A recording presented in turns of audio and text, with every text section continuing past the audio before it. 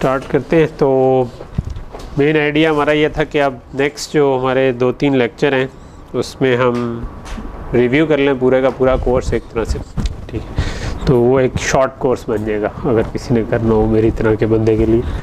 तो हमने स्टार्ट किया था कि मशीन लर्निंग है क्या, ठीक है। सो मशीन लर्निंग हमने कहा था कि basically it's a field of study that gives computers ability to learn without being explicitly programmed. यानी कि आप एक तो प्रोग्रामिंग में कोड लिखते हैं ना, तो एक है कि वो खुद ही से सीख ले, ठीक है। तो अगर वो खुद ही से सीख ले मशीन कुछ करना तो उसको हम कहेंगे कि ये मशीन लर्निंग है। जिस तरह कोई गेम सीख ले, ठीक है।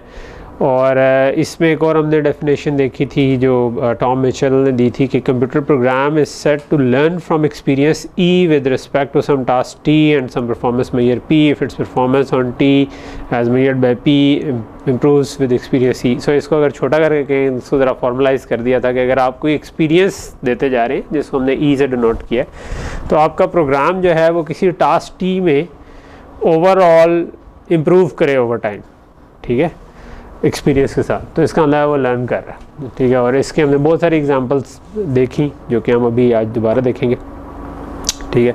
So I just pass a few slides ताकि हम उसको टाइम में कवर कर सकें, ठीक है। हमने 2 तरह के एल्गोरिदम्स देखे, एक सुपरवाइज लर्निंग और एक अनसुपरवाइज लर्निंग। इसके अलावा रीइंफोर्समेंट लर्निंग भी होती है जो कि हमने नहीं देखी, जो कि किसी और कोर्स में कभी टाइम मिला तो करेंगे, क्योंकि जितना टाइम था उसमें यही कर सकते थे, ठीक है। और नेचुरल लैंग्वेज प्रोसेसिंग वगैरह ये भी हो सकती थी, ठीक है। और हम इस कोर्स में साथ प्रैक्टिकल एडवाइस वगैरह भी देखते रहेंगे। सो जो 2 मोटे थे, सुपरवाइज लर्निंग और अनसुपरवाइज लर्निंग, ठीक है। सो सुपरवाइज लर्निंग क्या चीज़ थी? सुपरवाइज लर्निंग को अगर हम शॉर्ट उसमें कहूँ ना अल्फाज में, तो वो है कि जिसमें हमारे पास कोई डाटा ऐसा गिवन है जिसमें हमें राइट आंसर्स भी गिवन है और डाटा भी गिवन है, और हम उसकी बेस पे लर्न करते हैं कि हमारे कि फ्यूचर में अगर कोई नई चीज़ आ जाए उसकी बेस पे कोई राइट आंसर निकालना हो तो हम निकाल सकें। और उसकी हमने पहली एग्जांपल जो की वो की हमने हाउसिंग प्राइस प्रेडिक्शन की, कि फॉर एग्ज़ाम्पल हमारे पास हाउसिंग का डाटा है जिसमें हमारे पास एक साइड पे हमारे पास इस डायरेक्शन में हमारे पास साइज़ है प्रॉपर्टी का और इस तरफ प्राइस है, और ये हमारे पास डाटा गिवन है जो पहले से लेट से घर बिके हैं उनके हिसाब से, ठीक है। सो अब हम इसको देखते हैं तो हमें एक पैटर्न नज़र आता है कि अगर मैं यहाँ से एक लाइन लगा दूँ इस किस्म की, ठीक है, तो दिस माइट बी कि ये हमारा एक बहुत अच्छा एस्टिमेट कर रही हो इस ओवरऑल प्रॉब्लम को। तो हम इसको करने के लिए कहते हैं फ्यूचर में कोई घर आता है और वो कहता है वो मुझे बताता है कि यार ये साइज़ है, ठीक है। तो मैं उसके हिसाब से ये जो इस एक्सेस पे इसको जहाँ पे ये क्रॉस कर होगा मैं कहूँगा यार ये लगता है कि ये तुम्हारे राइट प्राइस बननी चाहिए इस साइज़ के हिसाब से। तो ये जो हमने लाइन लर्न की है इसको हम कहते हैं कि ये मशीन ने लर्न की किसी तरह, और इसके तरीके हमने डिवाइस की, ठीक है। तो सुपरवाइज लर्निंग में राइट आंसर्स गिवन होते हैं और उसकी भी 2 टाइप्स हैं, एक है रिग्रेशन और एक है क्लासिफिकेशन। क्लासिफिकेशन को हम लॉजिस्टिक रिग्रेशन भी बाज़ कहते हैं, लेकिन वो बेसिकली वो एक डिफरेंट टाइप है। और रिग्रेशन में क्या होता है कि हम कॉन्टिन्यूस वैल्यू प्रेडिक्ट कर रहे होते हैं, जिस तरह इस केस में ये जो कर्व बन रहा है ये कॉन्टिन्यूस वैल्यू का है। इसके बरक्स अगर हमने किसी कैंसर का बताना हो कि वो मैलिग्नेंट है कि नहीं, और हमारे पास कोई इस किस्म का पता हो कि यार अगर इस साइज़ से कम का है तो ये नहीं है, और अगर इस साइज़ से ज़्यादा का हो तो हमें पता हो कि ये मैलिग्नेंट निकलता है, ठीक है। तो हम इसको इस तरीके से कह लो कि ये अब डिस्क्रीट प्रॉब्लम हो जाएगा, इसकी आउटपुट हो जाएगी 0 या 1 कि इधर है या नहीं है, ठीक है। क्लासिफिकेशन ज़रूरी नहीं है सिर्फ हाँ या ना हो, क्लासिफिकेशन में ये भी हो सकता है कि मल्टीपल आउटपुट्स हों लेकिन वो डिस्क्रीट नंबर ऑफ़ आउटपुट्स हों। यानी कि मिसाल के तौर पर अगर कोई सेल्फ ड्राइविंग कार है और उसके लिए हम बना रहे हैं तो हम क्लासीफाई कर सकें कि सामने गाड़ी है, ट्रक है, मोटरसाइकिल है, पेडेस्ट्रियन है। तो अगर वो 15-50 किस्म की चीज़ें भी हो सकती हैं तो still it's a classification problem. But ये है कि वो फिक्स चीज़ें हैं, वो कोई कॉन्टीन्यूस वेरिएबल नहीं है जिस तरह प्राइसेस थी इस केस में, ठीक है। तो उसको हम क्लासिफिकेशन प्रॉब्लम कहेंगे, ठीक है। अनसुपरवाइज लर्निंग एक दूसरी किस्म है। तो एक ब्रॉडर, पहले सुपरवाइज में 2 क्लासेस हो गई, एक रिग्रेशन और एक classification, regression for continuous variable, classification for discrete variable. Unsupervised learning ये है कि जिसमें क्लासिफिकेशन में तो हमें पता था, नोन था कि यार ये पॉजिटिव एग्जांपल है, ये नेगेटिव एग्जांपल है। अनसुपरवाइज्ड लर्निंग में हमारे पास सिर्फ डाटा है, उसके अंदर कोई पैटर्न हमें नोन नहीं है और वो पैटर्न हम लर्न करना चाह रहे हैं, ख़ुद उसको डिफरेंट हिस्सों में तोड़ना चाह रहे हैं, ठीक है। सो इसकी कई एग्जांपल्स हो सकती हैं, मार्केट सेगमेंटेशन हो सकती है, आप कंप्यूटर्स को जिस तरह से वो इस्तेमाल हो रहे हैं क्लस्टर्स में उनको ऑर्गेनाइज कर सकते हैं, जो एक ही तरह से काम कर रहे हैं उनको एक ग्रुप बना दें जो दूसरी तरह कर रहे हैं। सोशल नेटवर्क में एनालिसिस हो सकता है कि लाइक माइंडेड पीपल जो हैं वो आप कनेक्शन से निकाल सकें, ठीक है, एज ग्रुप्स को निकाल सकें, इस किस्म के डिफरेंट जो आप, लेकिन वो ख़ुद से लर्न करें और लर्न करने के बाद आप बताएंगे यार इनका क्या इंपॉर्टेंट फीचर बनता है जो हमारे लिए यूज़फुल हो सकता है, ठीक है। सॉरी, मुझे लग रहा था कि मैंने दूसरी स्लाइड खोली हुई है ये कौन सी थी? अच्छा, इसके अंदर मैंने नहीं इकट्ठा कर सका था। एनीवे, ठीक है। सो हम, ये पहला लेक्चर था हमारा, तो दूसरे वाले पे आ जाते हैं, ठीक है। तो सेकंड लेक्चर में जो हमने करना था वो था सुपरवाइज्ड लर्निंग, ठीक है। सो सुपरवाइज्ड लर्निंग जिसको हमने ये चीज़ काइंड ऑफ, ये तो खैर उसकी एग्जांपल था जो कि हम गुजार चुके हैं, ये भी कुछ एग्जांपल्स थी, हम इसको छोड़ सकते हैं, ठीक है। सो अब हम हाउसिंग प्राइसेस के ऊपर आगे के हम कैसे उसको मॉडल करें, ठीक है। तो ये हमारे पास लेट से डाटा है जिसमें राइट साइड पे है साइज़ और लेफ़्ट साइड पर जो हमारे वाई एक्सिस है वो है प्राइस, ठीक है। सो सुपरवाइज लर्निंग में हमने कहा था कि राइट आंसर्स गिवन है, रिग्रेशन में हमने रियल वैल्यू यानी कॉन्टिन्यूस वेरिएबल करना है, तो this is a regression problem and this is a supervise learning problem, ठीक है। तो अब ये इसमें हमने कुछ चीज़ें डिफ़ाइन की थी। पहली चीज़ ये की थी कि हमने कुछ कह लो कि नोमेनक्लेचर डिफ़ाइन किया था कि जो total number of training examples हैं उनको हम कहेंगे m, ठीक है, कि कितनी हमारे पास एग्जांपल्स हैं। अगर 10,000 घरों की हैं तो हम कहेंगे भाई 10,000 m = 10,000, ठीक है। उसमें भी हम x को कहेंगे इनपुट्स और y को कहेंगे आउटपुट्स। तो ये बहुत सिंपल एग्जांपल है, इसमें x की डायमेंशन सिंपल एक ही है, ठीक है, कि x जो हमने कहा कि यार वो साइज़ है, ठीक है, लेकिन in practice x could be in thousands as well, ठीक है, मिलियंस एज वेल, ठीक है। आपके 1 मेगापिक्सल का इमेज है तो हर pixel can be an input, और वो कहते हैं 1 मिलियन पिक्सल्स आ गई और उसमें भी RGB अगर आ गया तो वो 3 मिलियन इनपुट्स आ गई, ठीक है, सिंपल। और आजकल तो 1 मिलियन भी नहीं है, उससे भी बड़े आ रहे हैं। तो मतलब x कुड भी बहुत ज़्यादा इसकी डायमेंशन हो सकती है। और y जो होगी वो अगर तो सिंपल ये रिग्रेशन प्रॉब्लम है तो हम एक कॉन्टीन्यूस वेरिएबल एक नंबर आउटपुट कर रहे हैं इस केस में, ठीक है। अगर ये क्लासिफिकेशन प्रॉब्लम होता तो हम बता देते कि भाई कैंसर है या नहीं है, ठीक है, 1 या 0 आउटपुट कर रहे होते। अगर डिटेक्ट कर रहे हैं, ऑब्जेक्ट डिटेक्शन कर रहे हैं, तो हम ऑब्जेक्ट की कैटेगरी बता देते कि ये कौन सी ऑब्जेक्ट है, ठीक है। तो y जो है वो काइंड ऑफ कम डायमेंशंस का ही टिपिकली होता है, लेकिन x जो है वो it can be many dimensions. अच्छा, जो जनरल प्रिंसिपल हम फॉलो करेंगे वो ये है कि हम कह लें कि आपका एक तरह का जो ओवरऑल हमारा चीज़ होगी ना, वो हम विजुलाइज़ नहीं कर सकते जब 1000 डायमेंशंस आएंगी। तो उसको विजुलाइज़ करने का हम तरीका क्या करेंगे, हम 2 डायमेंशंस में 3 डायमेंशंस में चीज़ को देख लेंगे और हम टेक्निक्स वहाँ से इवॉल्व कर रहे हैं और उन टेक्निक्स को फिर ज़्यादा डायमेंशन में भी अप्लाई करते हैं, ठीक है। तो हमारे ज़्यादातर लेक्चर जो हैं वो 2 डायमेंशन 3 डायमेंशन पे चल रहे हैं, लेकिन हमें पता है कि ये टेक्निक ज़्यादा डायमेंशन पे भी चल जाएगी, ठीक है। सो ये हमारा टिपिकल होता है कि आपका, अच्छा इससे पहले मैं आपको एक कार्टून दिखाता हूँ, ठीक है, जो मैं आपको उस दिन डिस्कस भी शायद कर रहा था कुछ दिन पहले, सॉरी कल ही मैंने कोई डाउनलोड किया था। इधर कोई इमेज नज़र आ रहा है?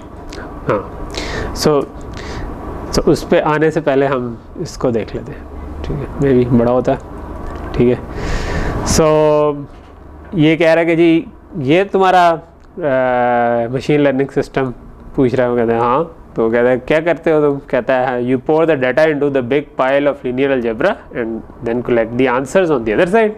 कि पूरा पाइल है, इसमें आप डाटा डाली जाओ और दूसरी तरफ से आंसर्स निकल आएंगे, इसमें लीनियर अलजेब्रा अप्लाई करो और बात ख़त्म।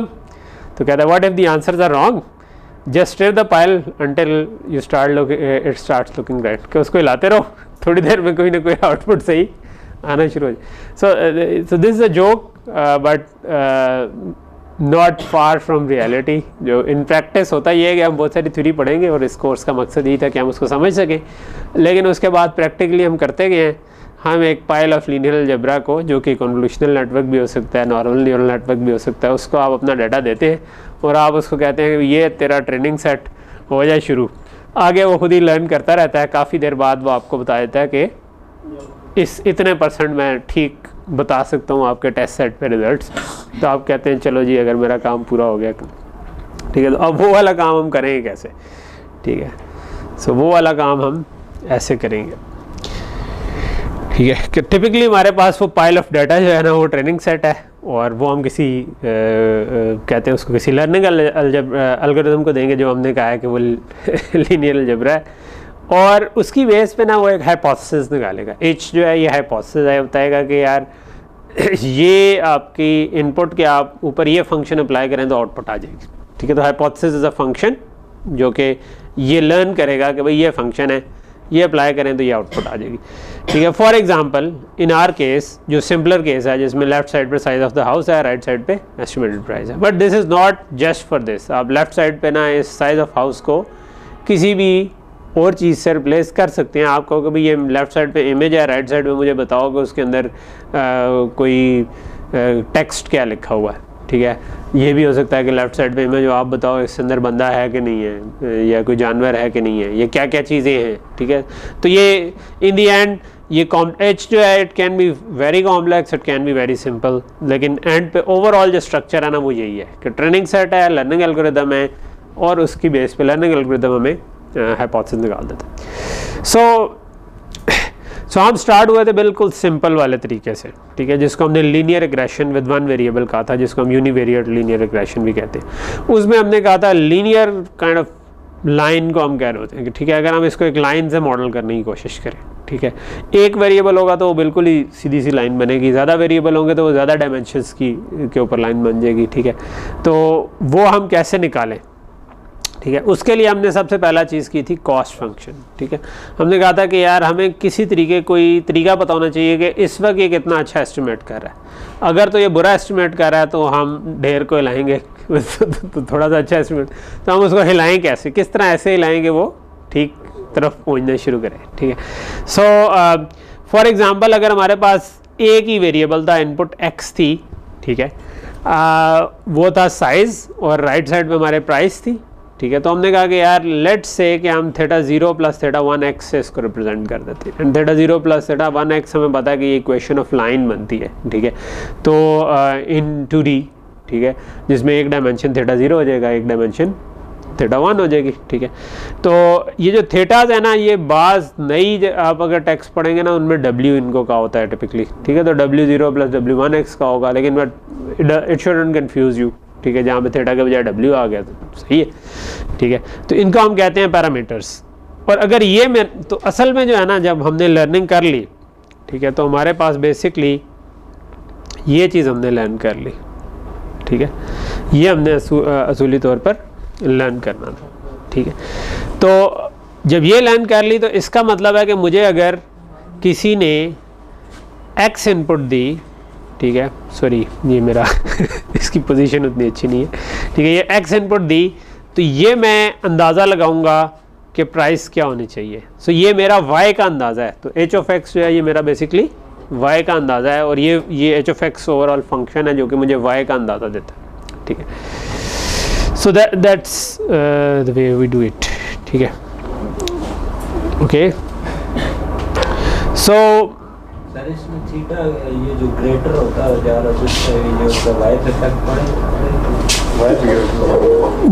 थीटा अगर क्या होता जा रहा है, बढ़ता जा रहा है, बढ़ता, हाँ, थीटा कांस्टेंट है, ठीक है। यहाँ हम अभी जब लर्न कर रहे हैं तब हम इनको चेंज कर करके देख रहे हैं, ठीक है।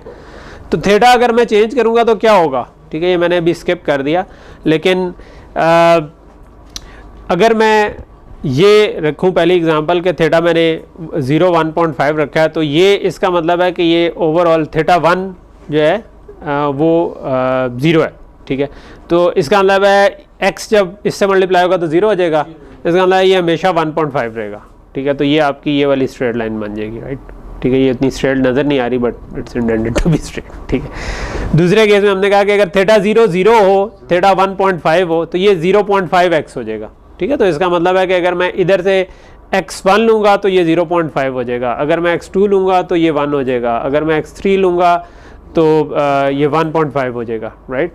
तो ये आपकी यहाँ से एक स्ट्रेट लाइन होगी जो इन तीनों पॉइंट्स पे गुजरी होगी। I am trying to make it as straight as I can, ठीक है।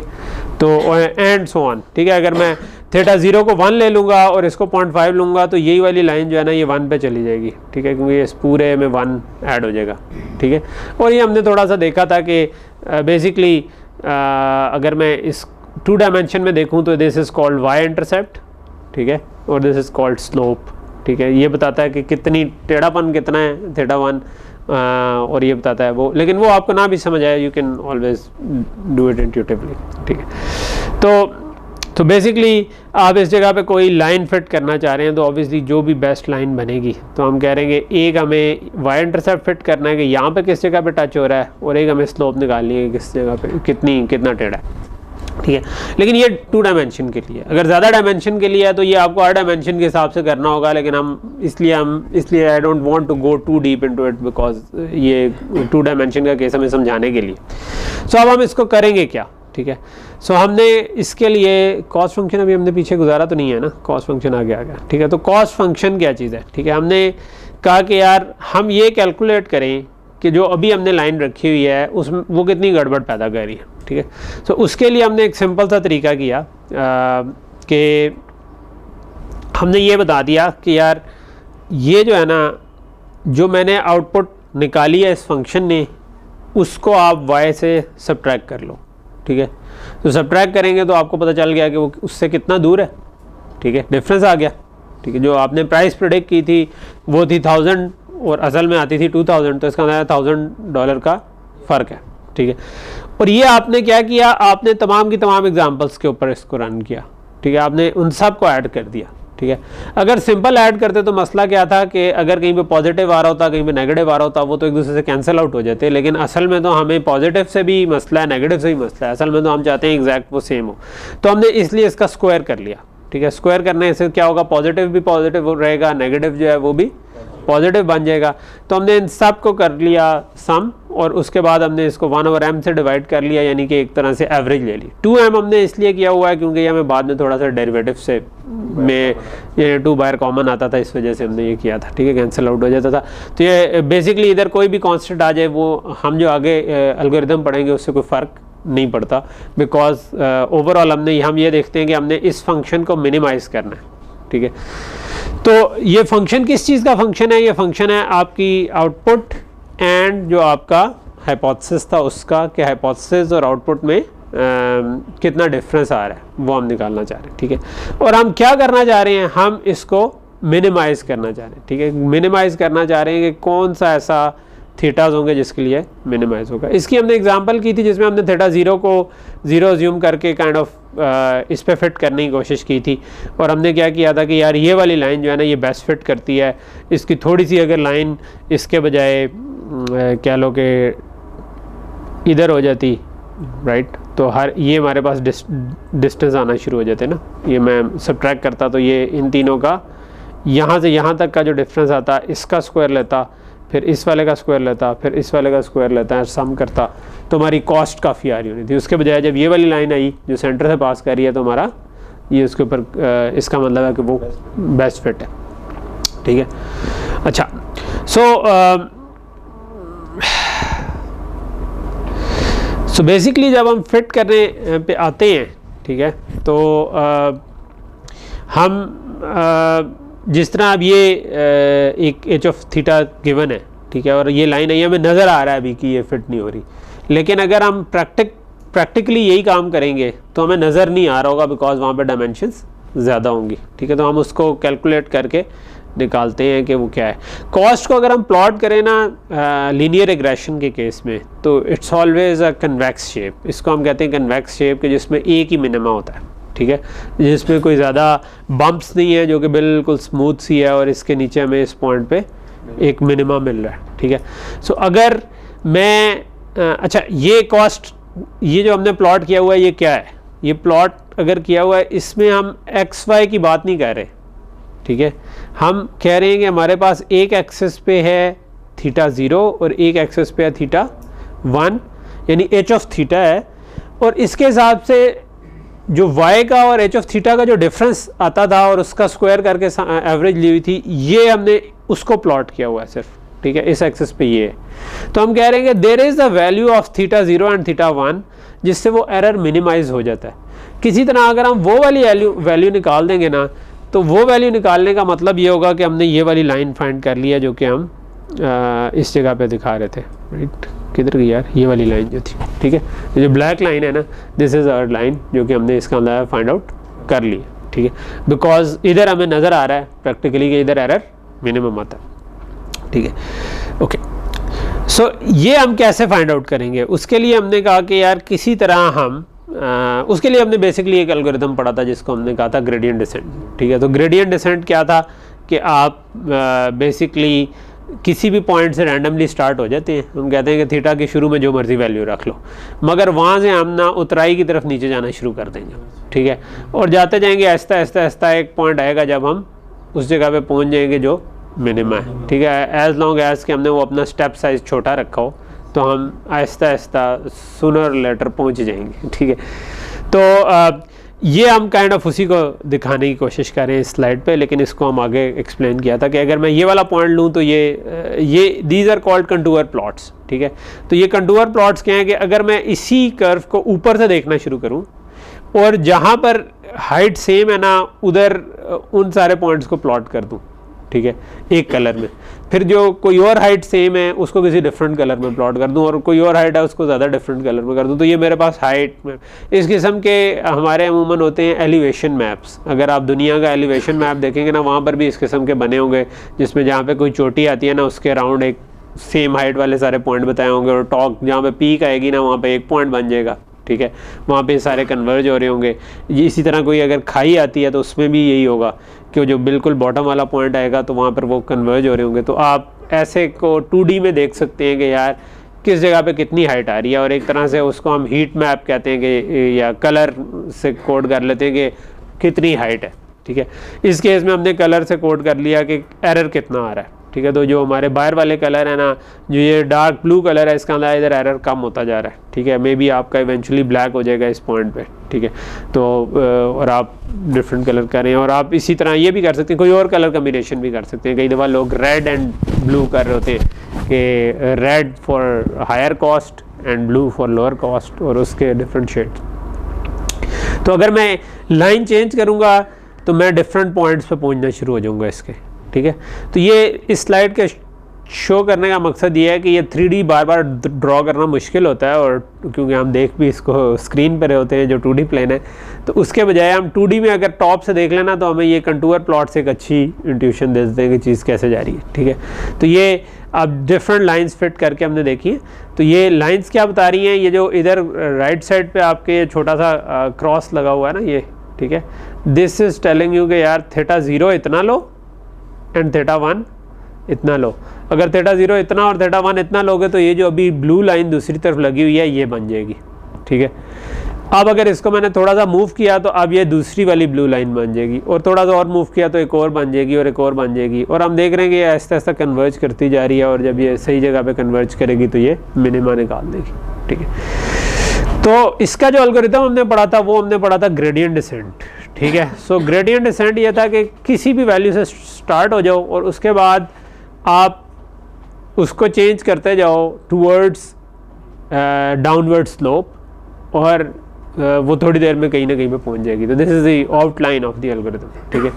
और ये वाली स्लाइड उसको ज़्यादा बेहतर तौर पर बताती है कि फॉर एग्जांपल हम यहाँ से स्टार्ट हुए और हमने कहा कि यार जो डाउनवर्ड स्लोप सबसे ज़्यादा किस तरफ है उस तरफ चले जाओ, फिर उसी तरफ उस अगले पॉइंट पर भी यही स्टेप किया। इसकी मैंने आपको एग्जांपल दी थी कि आप ये सोचो कि क्योंकि हमें ये वाला अभी तो हमने प्लॉट किया हुआ बिकॉज 2 डायमेंशन हैं, ठीक है। अगर ये बहुत ज़्यादा डायमेंशन होती तो हम इसको विजुअलाइज़ नहीं कर सकते थे। तो विजुअलाइज़ ना कर सकने को आप एक और तरीके से इमेजिन कर सकते हैं कि इस जगह पे फॉग है और आपको सिर्फ अपने आसपास की जगह नज़र आ रही है। आप ये निकाल सकते हो कि मैं सबसे ज़्यादा शार्प स्लोप किस तरफ है और आप उस तरफ चले जाएं, ठीक है। तो काइंड ऑफ हम यही काम कर रहे हैं, ठीक है। तो आप समझो कि आप अगले पॉइंट पे गए, वहाँ पे देखा आप इधर क्या शार्प स्लोप बनती है, आप उधर चले गए, उधर चले गए, और करते करते करते करते आप इवेंचुअली जिस जगह पे पहुँचेंगे आप कहेंगे ये तो चारों तरफ बराबर नज़र आ रही है, ठीक है।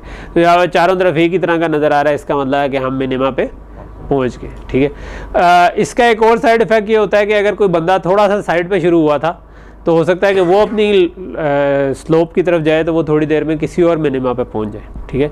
लेकिन लीनियर रिग्रेशन में ये प्रॉब्लम नहीं है, because linear regression is a convex function और उसके अंदर एक ही मिनिमा है, ठीक है।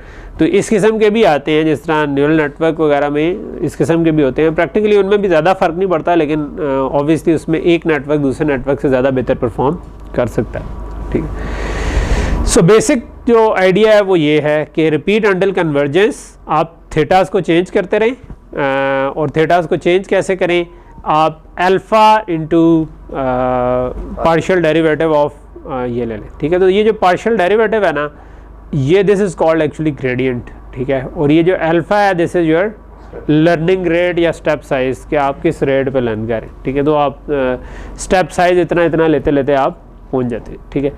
तो एक इसमें छोटा सा ख्याल ये रखना पड़ता है कि आप ये सारे ग्रेडियंट कैलकुलेट पहले करेंगे और थीटास को अपडेट जो है ना वो इकट्ठा करना है, क्योंकि हमारे थीटास बहुत सारे हो सकते हैं, 1000 भी हो सकते हैं, ठीक है।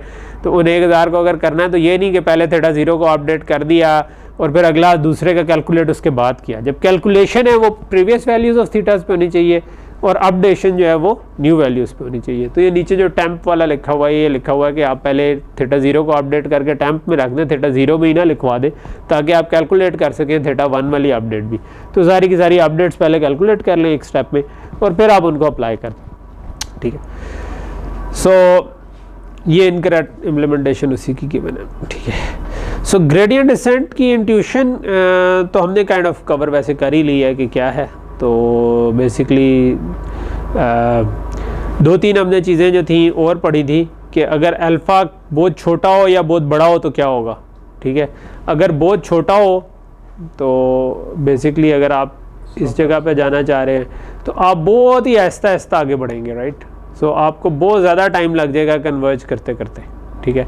और अगर आपने बहुत बड़ा रख लिया तो मैं इधर ही ड्रॉ कर देता हूँ बिकॉज ड्राइंग इज़ मुश्किल। तो इधर से हम हो सकता है कि स्टेप लेकर इधर आ जाए, ठीक है।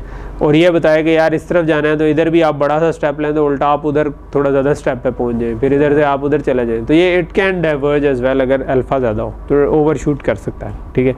तो अगर आपका जो बाउल है जिसमें आप कन्वर्ज है तो वो कन्वेक्स ही, तो आप पहुँच तो जाएंगे। लेकिन अगर आप वो बाउल के हाफ के साइज़ से ज़्यादा आपने स्टेप साइज़ रख दिया तो आप इधर उधर ही फिरते रहेंगे बजाय मिनिमा पे पहुँच जाएंगे, ठीक है।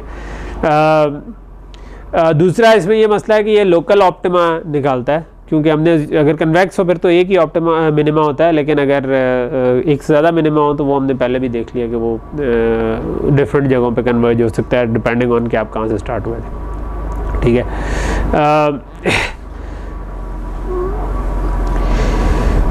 सो लीनियर रिग्रेशन के लिए क्या करेंगे आप? लीनियर रिग्रेशन के लिए आप ऑब्वियसली हमने लेफ़्ट साइड पे जो लिखी हुई है ये हमने जो अभी कहा था कि यार ग्रेडियंट निकालेंगे, ठीक है। तो ग्रेडियंट बेसिकली क्या होता है? ग्रेडियंट होता है कि आप हर डायमेंशन के हिसाब से पार्शियल डेरिवेटिव ले लें, ठीक है।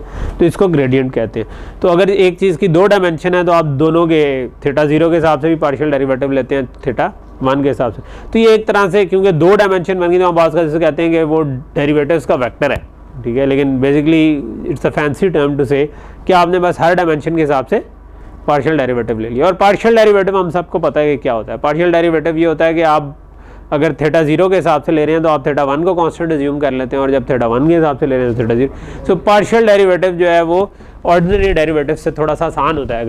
अगर आप लोगों ने कैलकुलस पढ़ी है तो पार्शियल डेरिवेटिव निकालना निस्बतन आसान काम होता है, ठीक है। तो यही काम हमने किया कि यार ये हमारे पास अब इसका पार्शियल डेरिवेटिव निकालना है, और हमें लीनियर रिग्रेशन के लिए जे पहले से ही पता है कि क्या है। हमने जो कॉस्ट अभी डिफाइन की थी कि यार एरर निकाल लो, सारे जो भी इस वक्त हाइपोथेसिस आ रहा है उसका डिफरेंस ले लो और उनका स्क्वायर लेके सबको जमा कर दो, और जो भी आएगा ये हमारा एरर है, ठीक है। तो हम क्या करते हैं, हम इसको अगर हम इसका डेरिवेटिव लेंगे तो आपको पता है कि ये 2 नीचे आ जाएगा, ठीक है, और चेन रूल से आप इसको आगे डेरिवेटिव ले लेंगे, ठीक है, कि एच ऑफ एक्स माइनस जे करेंगे, और वो जो आप करेंगे ना तो आपके पास बेसिकली ये चीज़ आ जाएगी, ठीक है, कि थीटा 0 के लिए ये बन जाता है, थीटा 1 के लिए क्योंकि उस थीटा के हिसाब से हम डेरिवेटिव ले रहे हैं तो बाकी सारे तो वैसे ही कांस्टेंट थे, ठीक है, तो बेसिकली सिर्फ यही वाला एक्स आई ही पीछे बच जाएगा, ठीक है, क्योंकि इसी के साथ मल्टीप्लाई हो रहा था वो, ठीक है। 2 जो है वो कट गया बिकॉज ये जो स्क्वायर था इसका जब डेरिवेटिव लिया तो ये साइड पे आया और ये 2 इससे कट गया, और अंदर जो थीटा 0 प्लस थीटा 1 एक्स था, थीटा 0 के लिए अगर हमने डेरिवेटिव लिया था तो इसके साथ तो कहते हैं थीटा 1 आपने एज्यूम किया हुआ था कि कांस्टेंट हो जाएगा, ठीक है, तो ये आपके पास सिंपल यही चीज़ आ जाएगी, और थीटा 1 के केस में आपके पास थीटा 0 कांस्टेंट हो गया तो वो उड़ गया, ठीक है, और सिंपल एक्स आ गया, तो ये आपके पास इसका डेरिवेटिव आ जाता है, ठीक है। तो हमारा ओवरऑल अगर हम देखें तो ये फिर एल्गोरिदम बन जाता है कि क्या करें, ठीक है। तो ये जो हमने अब यहाँ पर जो term, this is the term जो कि डेरिवेटिव टर्म आती है, ठीक है, तो इसमें आप देखें वो स्क्वायर उड़ चुका है, ठीक है, कि अब हम सिंपल डिफरेंस ले रहे हैं, और थीटा 0 के केस में और थीटा 1 के केस में हमारे साथ एक्स आई के साथ हम इसको मल्टीप्लाई करें, ठीक है। This is your gradient descent, और ये हम कर चुके।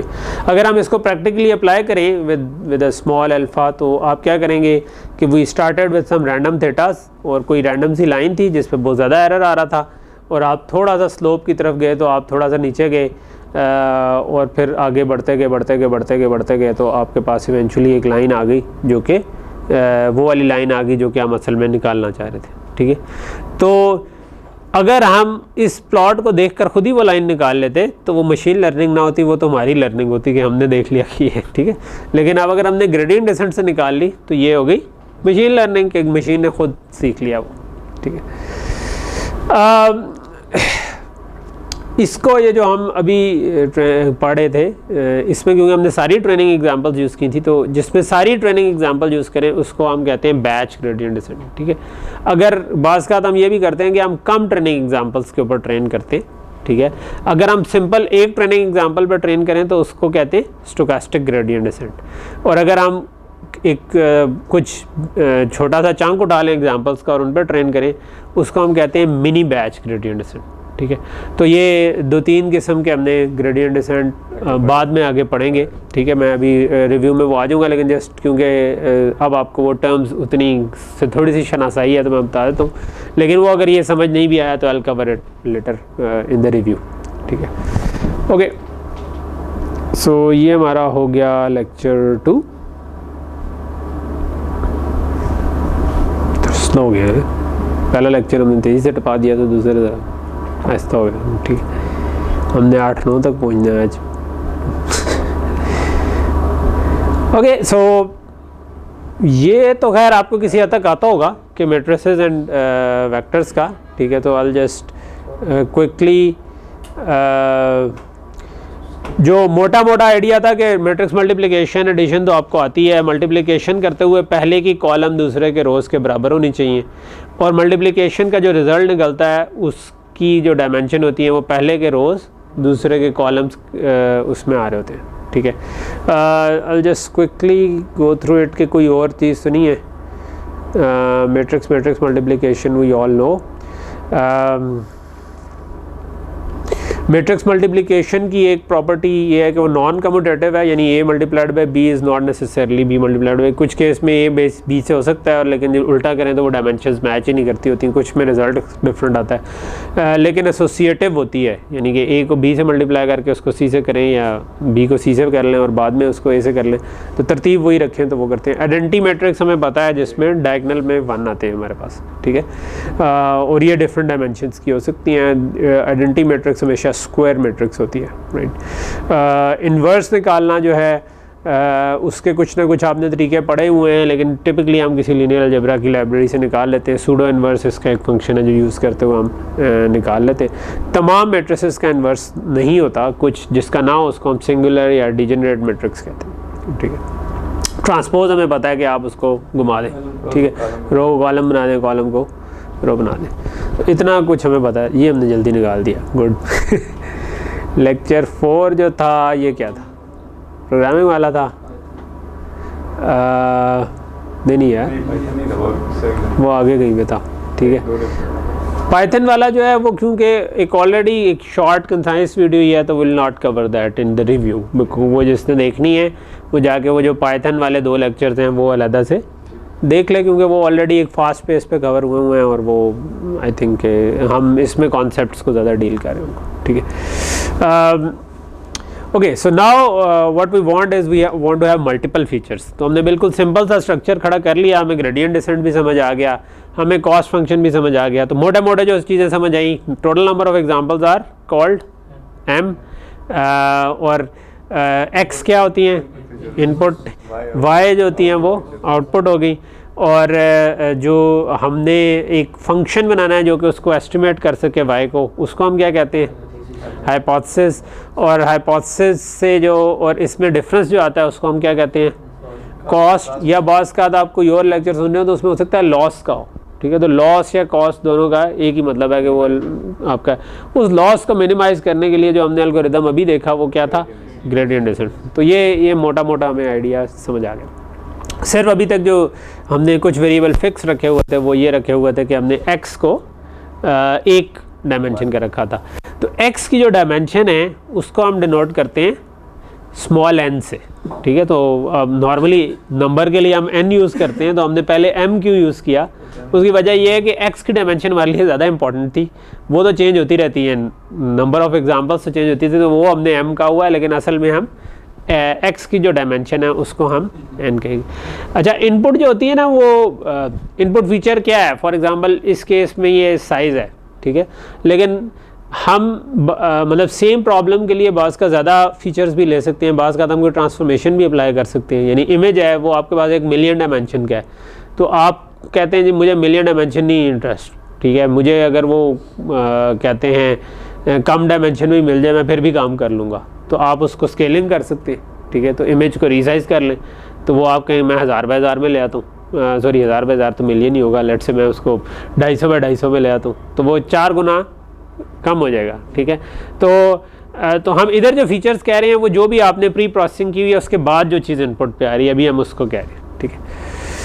सो फॉर एग्जांपल अगर यही प्रॉपर्टी की एग्जांपल थी तो इसमें हम शायद साइज़ के अलावा number of bedrooms, number of floors, उसकी उम्र कितनी हो गई है, ये सारे फैक्टर्स लाना चाहेंगे। तो अब हमारे पास बेसिकली 4 फीचर्स आ गए। तो अब x की डायमेंशन 4 हो गई, राइट मोस्ट कॉलम तो y है ना, तो जो बाकी 4 कॉलम है वो हमारे x की डायमेंशन बन गए, ठीक है।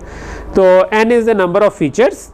तो वैसे हम इसको नंबर ऑफ फीचर्स भी कह सकते हैं या फीचर्स की डायमेंशन भी कह सकते हैं, ठीक है। अगर हम एरे में स्टोर करें तो उसकी डायमेंशन कितनी होगी हम ये बताना चाहते हैं, ठीक है। सो ये मैंने पहले शायद नहीं बताना भूल गया था, ये ऊपर जो सब्सक्रिप्ट आए लिखते हैं ये हम ith एग्जाम्पल को कह रहे होते हैं, ठीक है। तो ये तो पहले से ही हमें बताना चाहिए था लेकिन मैं भूल गया बोलना, ठीक है। सो अब हमारे पास जो है ना θ0 + θ1 x के बजाय हो जाएगा θ0 + θ1 x1 + θ2 x2 + θ3 x3 + θ4 x4। तो आपके पास जितनी डायमेंशन थी x की उतने पैरामीटर +1, ठीक है। एक θ0 हम रखते होते हैं कि यार अच्छा DC बायस कितनी देनी है उसको, ठीक है। तो नहीं, इसको 1 नहीं रखते, ये चेंज होता रहता है, लेकिन इसके साथ आप समझो कि इसको मल्टीप्लाई हम 1 से करें, ठीक है, एक उसको, ठीक है। तो अब हमारा h जो है वो इन सब का एक फैक्टर बन गया। स्टिल अगर हम लीनियर रिग्रेशन अप्लाई करें, ठीक है, अब मिसाल के तौर पे ये 4 फीचर्स हैं, तो अब 4 का जो प्लॉट बनता है वो तो हम नहीं देख सकते बिकॉज हम 3 डायमेंशन से ज़्यादा तो जा नहीं सकते, ठीक है। लेकिन वो जो हमने 2 डायमेंशन में चीज़ पढ़ी थी वो इधर भी अप्लाई हो जाएगी, ठीक है। जब हम 3 डायमेंशन में जाते हैं तो लाइन जो है ना वो प्लेन बन जाती, ठीक है। तो 3D हो, अगर ये कमरा हो और इसमें मैंने 2 हिस्सों में तोड़ना हो तो मैं एक प्लेन लगाऊंगा, एक लाइन नहीं लगाऊंगा ना, ठीक है। तो एक अगर प्रॉपर्टी प्राइसेस को अगर इसमें अगर मैंने मैप करना हो तो मैं एक प्लेन पे मैप करूँगा। अगर 4 डायमेंशन हो तो अब मैं उसको इमेजिन नहीं कर सकता, लेकिन वो 4 डायमेंशन में कोई प्लेन टाइप की चीज़ हो जाएगी, ठीक है। कोई 4 डायमेंशन में 3 डायमेंशनल चीज़ होगी कोई, ठीक है, एंड सो ऑन। और वो हम इमेजिन नहीं कर सकते, but the main idea is कि आपके सेम रूल्स अप्लाई हो जाएंगे, ठीक है। सो हम बात करते हैं x0 को 1 कह देते हैं, ये क्योंकि थीटा 0 जो है वो बेसिकली हमारा उसके साथ कोई x नहीं आ रहा, ठीक है। तो अब हम क्या करेंगे कि एक्सेस जो है ना उनको हम एक तरह का एक वेक्टर में स्टोर कर लेंगे और थीटास को वेक्टर में। लीनियर अलजेब्रा पढ़ने का क्या मकसद था, वो यही मकसद था कि हम ना जो लीनियर अलजेब्रा के थ्रू आप एक लाइन में थोड़ा बड़ा ऑपरेशन डिफाइन कर सकते हैं। फॉर एग्जांपल वो जो लाइन हमारे काम की थी वो थी theta transpose X. For example मैंने अपने सारे थीटास को कह दिया theta 0 up to theta n, और ये x0 अप टू xn कह दिया, जिसमें x0 में पता है कि वो 1 है, ठीक है। अब मैंने इनको पॉइंट बाय पॉइंट अगर मल्टीप्लाई करके ऐड करना है तो उसके लिए मैं इसको लिख सकता हूँ थीटा ट्रांसपोज x, ठीक है। वैसे तो मैं इसको x ट्रांसपोज थीटा भी लिख दूँ तो सेम ही होगा, लेकिन टिपिकली हम इसको थीटा ट्रांसपोज x कह रहे होते, ठीक है। तो ये आपके पास, और अगर वेट्स को w से क्या होता तो w ट्रांसपोज x, किसी और लेक्चर में सुन रहे होते तो वहाँ पे ये होगा, लेकिन इट्स द सेम थिंग, ठीक है। तो अगर ये करेंगे ना तो ये मल्टीवेरिएट लीनियर रिग्रेशन का प्रॉब्लम बन जाएगा, ठीक है। और उसके लिए अगर आप ग्रेडियंट डिसेंट अप्लाई करना चाहेंगे तो हमने देखा था कि उसमें बहुत ज़्यादा चेंजेस नहीं आती। हम कॉस्ट फंक्शन का जब डेरिवेटिव लेते हैं, ठीक है, तो हमने करना तो वही है, हमने कॉस्ट फंक्शन लेना है और उसका डेरिवेटिव लेना है। पहले हम 2 डायमेंशन के हिसाब से ले रहे थे, अब हमारी ज़्यादा डायमेंशन बन गई है। तो वो जो ज़्यादा डायमेंशन के हिसाब से हमारा बनता है ना, वो भी एक्चुअली सिमिलर ही आता है, ठीक है। थीटा 0 के लिए सेम होता है, लेकिन जो थीटा 1 के लिए आता है ना, वो अगर आप इधर देखेंगे तो वो एग्जैक्टली वही चीज़ ही आ जाता है। और थीटा 2 के लिए जो है ना, यहाँ पर x1 के बजाय बस x2 आ जाता है, ठीक है। और थीटा 3 के लिए x3 आ जाएगा, and so on up to जितने भी थीटास हैं, ठीक है। तो ग्रेडियंट डिसेंट में कोई बहुत ज़्यादा बड़ी चेंज नहीं आती। जो थीटा 1 वाला जो था ना फंक्शन, वही अप्लाई होना शुरू हो जाता है फॉर थीटा 2 थीटा 3। इनफैक्ट क्योंकि हमने x0 को 1 कहा हुआ है तो हम थीटा 0 को भी इस फॉर्म में लिख सकते हैं। उसका फ़ायदा ये होगा कि आप एक ही दफ़ा मैट्रिक्स मल्टीप्लाई करेंगे, 1 आपने पहले ही डाला होगा उसके अंदर, तो आपको वो थीटा 1 और थीटा 0 को अलहदा से हैंडल करने की ज़रूरत नहीं पड़ेगी, ठीक है। तो नया एल्गोरिथम जो है, अगर मैं इस लाइन से ऊपर देखूँ इस जगह पे, तो this is kind of a simpler algorithm, because इसमें थीटा 0 को हमने अलहदा से हैंडल नहीं किया, हमने सिंपली एक ही तरीके से सारों को अपडेट कर दिया। और ये सिंपल, उस केस में हम x1 कह रहे थे, अब हमने इसको xj कह दिया है, और इसको हमने कह दिया थीटा j, और हम सारे j जो हैं 0 से n जो कि हमारे जितने भी पैरामीटर बनते हैं उनके ऊपर हम इसको अपडेट कर देते हैं, ठीक है। सो अच्छा, जब आप इसको अप्लाई कर रहे होते हैं इसमें कुछ छोटी मोटी चीज़ें करनी पड़ती हैं। वो ये कि फॉर एग्जांपल अगर हम साइज़ लेंगे तो वो 0 से 2000 स्क्वायर फीट तक जा रहा है, जो नंबर ऑफ़ बेडरूम्स हैं वो 1 से 5 तक जा रहा है। तो इसका नेट इफेक्ट ये होगा कि हमारा जो कॉस्ट फंक्शन है वो एक बड़ा एलिप्टिकल सा बन जाएगा ना, और आपका जो अल्फ़ा है वो एक डायमेंशन में उसका एक और मीनिंग बन जाएगा, दूसरी डायमेंशन में उसका एक और मीनिंग हो सकता है कि जो इस डायमेंशन में मैं सिंगल अल्फ़ा लूँ, ठीक है, तो वो जो अल्फ़ा है उसमें उतना ही स्टेप जो है वो बहुत बड़ा स्टेप बनता हो, ठीक है, जबकि इस डायमेंशन में वो स्टेप बड़ा छोटा सा बनता हो। तो उसका बेहतर तरीका ये होता है कि हम फीचर्स को स्केल कर लें, ठीक है। तो फीचर स्केलिंग क्या चीज़ है? फीचर स्केलिंग ये है कि हम उसे 0 से 1 की रेंज में लें, ठीक है। तो 0 से 1 की रेंज में लाने का एक आसान सा तरीका ये होता है कि आप उसको रेंज से डिवाइड कर लें, ठीक है, और जो भी रेंज बनती है, ठीक है। अगर आपके असल में ये 0 से ही जा रहे थे आगे, ठीक है। अच्छा, अब इसके 2-3 तरीके हो सकते हैं। This is the simplest way, ठीक है। अगर आप 0 से ही बढ़े थे तो सिंपल आप जो भी मैक्सिमम नंबर है उससे डिवाइड कर लें। लेकिन अगर आपके फीचर की रेंज 0 से स्टार्ट नहीं हो रही थी, 1000 से 2000 के करीब जा रही थी, ठीक है, तो आप उसमें से पहले 1000 माइनस कर दें, तो अब वो 0 से 1000 तक हो जाएगी। तो अब वो जो 0 से 1000 होगी उसको 1000 से डिवाइड कर लें, ठीक है। तो एक तरीका ये होता है कि आप उसमें से जो कहते हैं स्टार्टिंग पॉइंट माइनस कर लें, और उसके बाद जो रेंज बन जाती है रह जाती है, ठीक है, जो जिसको हम मैक्स माइनस मिन भी कह सकते हैं, उससे डिवाइड कर लें, ठीक है। बट इसको थोड़ा सा और भी बेहतर तरीके से किया जा सकता है। वो ये है कि आप इसमें से मतलब बाद में हमने जाके जो डिफरेंट टेक्निक्स पढ़ी थी उसमें हम इसको 0 से 1 पे लाने के बजाय समझो कि -1 से 1 तक ला रहे होते थे, और उसके लिए हम क्या करते थे, हम मीन सबट्रैक्ट कर देते थे कि यानी एवरेज निकालें और एवरेज को सबट्रैक्ट कर दें तो वो आप 0 मीन हो जाएगा, और फिर आप उसकी वेरिएशन निकालें जिसको हम वेरिएंस या स्टैंडर्ड डिविएशन बेसिकली कहते हैं, उसका स्क्वायर रूट, उसको स्टैंडर्ड डिविएशन से डिवाइड कर दें तो फिर आपके पास वो ऑटोमेटिकली स्केल होकर 0 से 1 तक, वो एग्जैक्टली 0 से 1 तक नहीं आएगा, वो जब वेरिएंस आप जब स्टैंडर्ड डिविएशन से डिवाइड करते हैं तो वो -1 से 1 तक के दरमियान 60% एरिया को ले आता है, ठीक है। और उसके बाद फिर कह लोगे 2 सिग्मा तक यानी -2 से 2 तक जो है वो तकरीबन 90% आ जाता है, और -3 से 3 तक 99% कवर हो जाता है, ठीक है।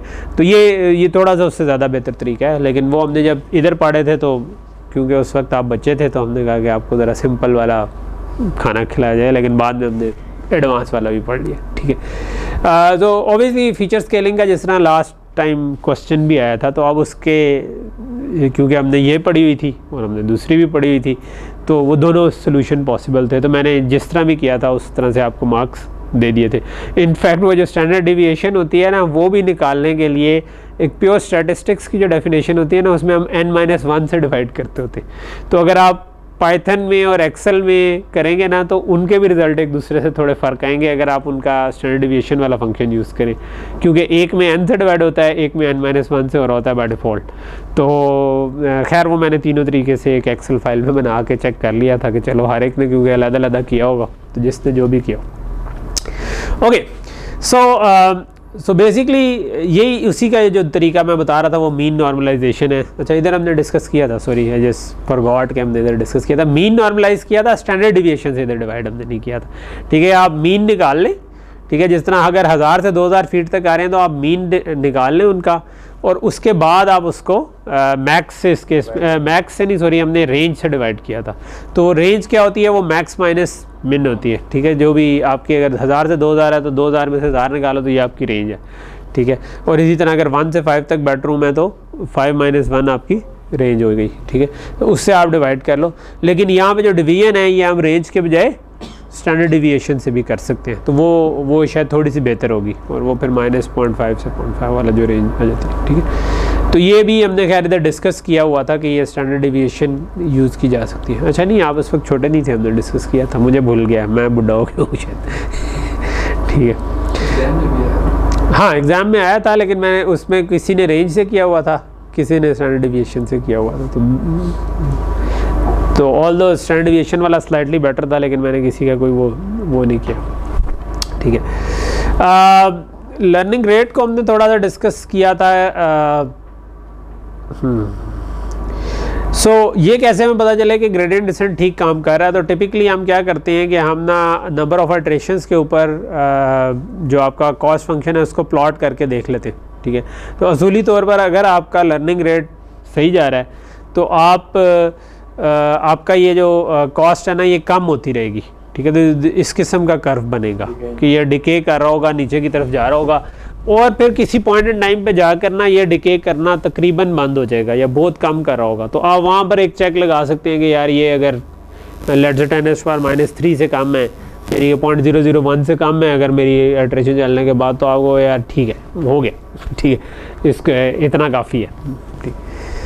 सो टिपिकली अगर ये काम ना कर रहा हो, अच्छा, तो ये इसके डिफरेंट तरीके हो सकते हैं। हो सकता है कि ये इस किस्म का ग्राफ बन रहा हो कि ऊपर की तरफ जा रहा हो सकता है कि इस किस्म का कर रहा हो सकता है कि इस किस्म का कर रहा हो, तो टिपिकली इसका मतलब है कि ये इस तरह से डाइवर्ज हो रहा है, ठीक है। और so in all cases typically what you do is कि आप अगर डाइवर्ज कर रहा है तो यू यूज़ स्मॉलर अल्फ़ा। पहले चीज़ ट्राई करने की है कि आप अल्फ़ा को छोटा करके ट्राई करें, देखें कोई फ़र्क पड़ता है कि नहीं, ठीक है। तो सो अगर अल्फ़ा छोटा है काफ़ी तो ये हमेशा डिक्रीज़ करेगा ही, ठीक है। अगर नहीं कर रहा तो इसका मतलब आपने इम्प्लीमेंटेशन में गड़बड़ की हुई है, ठीक है, ठीक है। सो इसमें एक मसला ये होता है कि अल्फ़ा अगर बहुत छोटा हो तो बहुत स्लो कन्वर्जेंस होगी, अगर बहुत बड़ा हो तो फिर वो डाइवर्ज कर सकता है।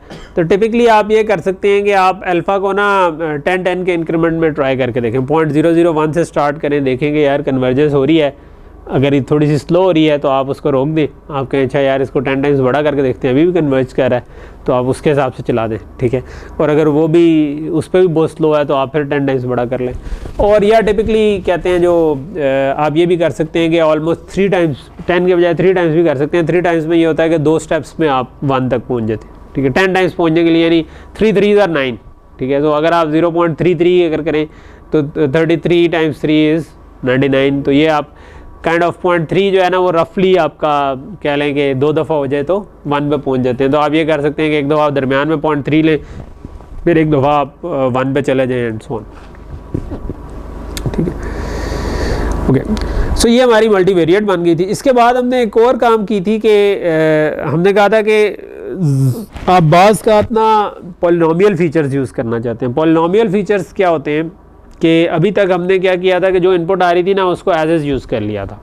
हमने कहा कि नंबर ऑफ़ बेडरूम्स हैं, उसके कहते हैं एरिया एंड समथिंग, वो सब कुछ किया था, ठीक है। तो पॉलिनोमियल में आप बाज़ का क्या करते हैं कि आप कहते हैं कि वो जो इनपुट आ रही थी उसका स्क्वायर, उसका क्यूब, ठीक है, ये भी लेने की कोशिश करें। तो पॉलिनोमियल आपने पढ़ा ही हुआ है कि x cube plus x square plus something जो आ रहे होते हैं ना, जिनमें वेरिएबल की पावर्स आ रही होती हैं, वो हम पॉलिनोमियल उसको कहते हैं। तो उनका क्या फ़ायदा होता है?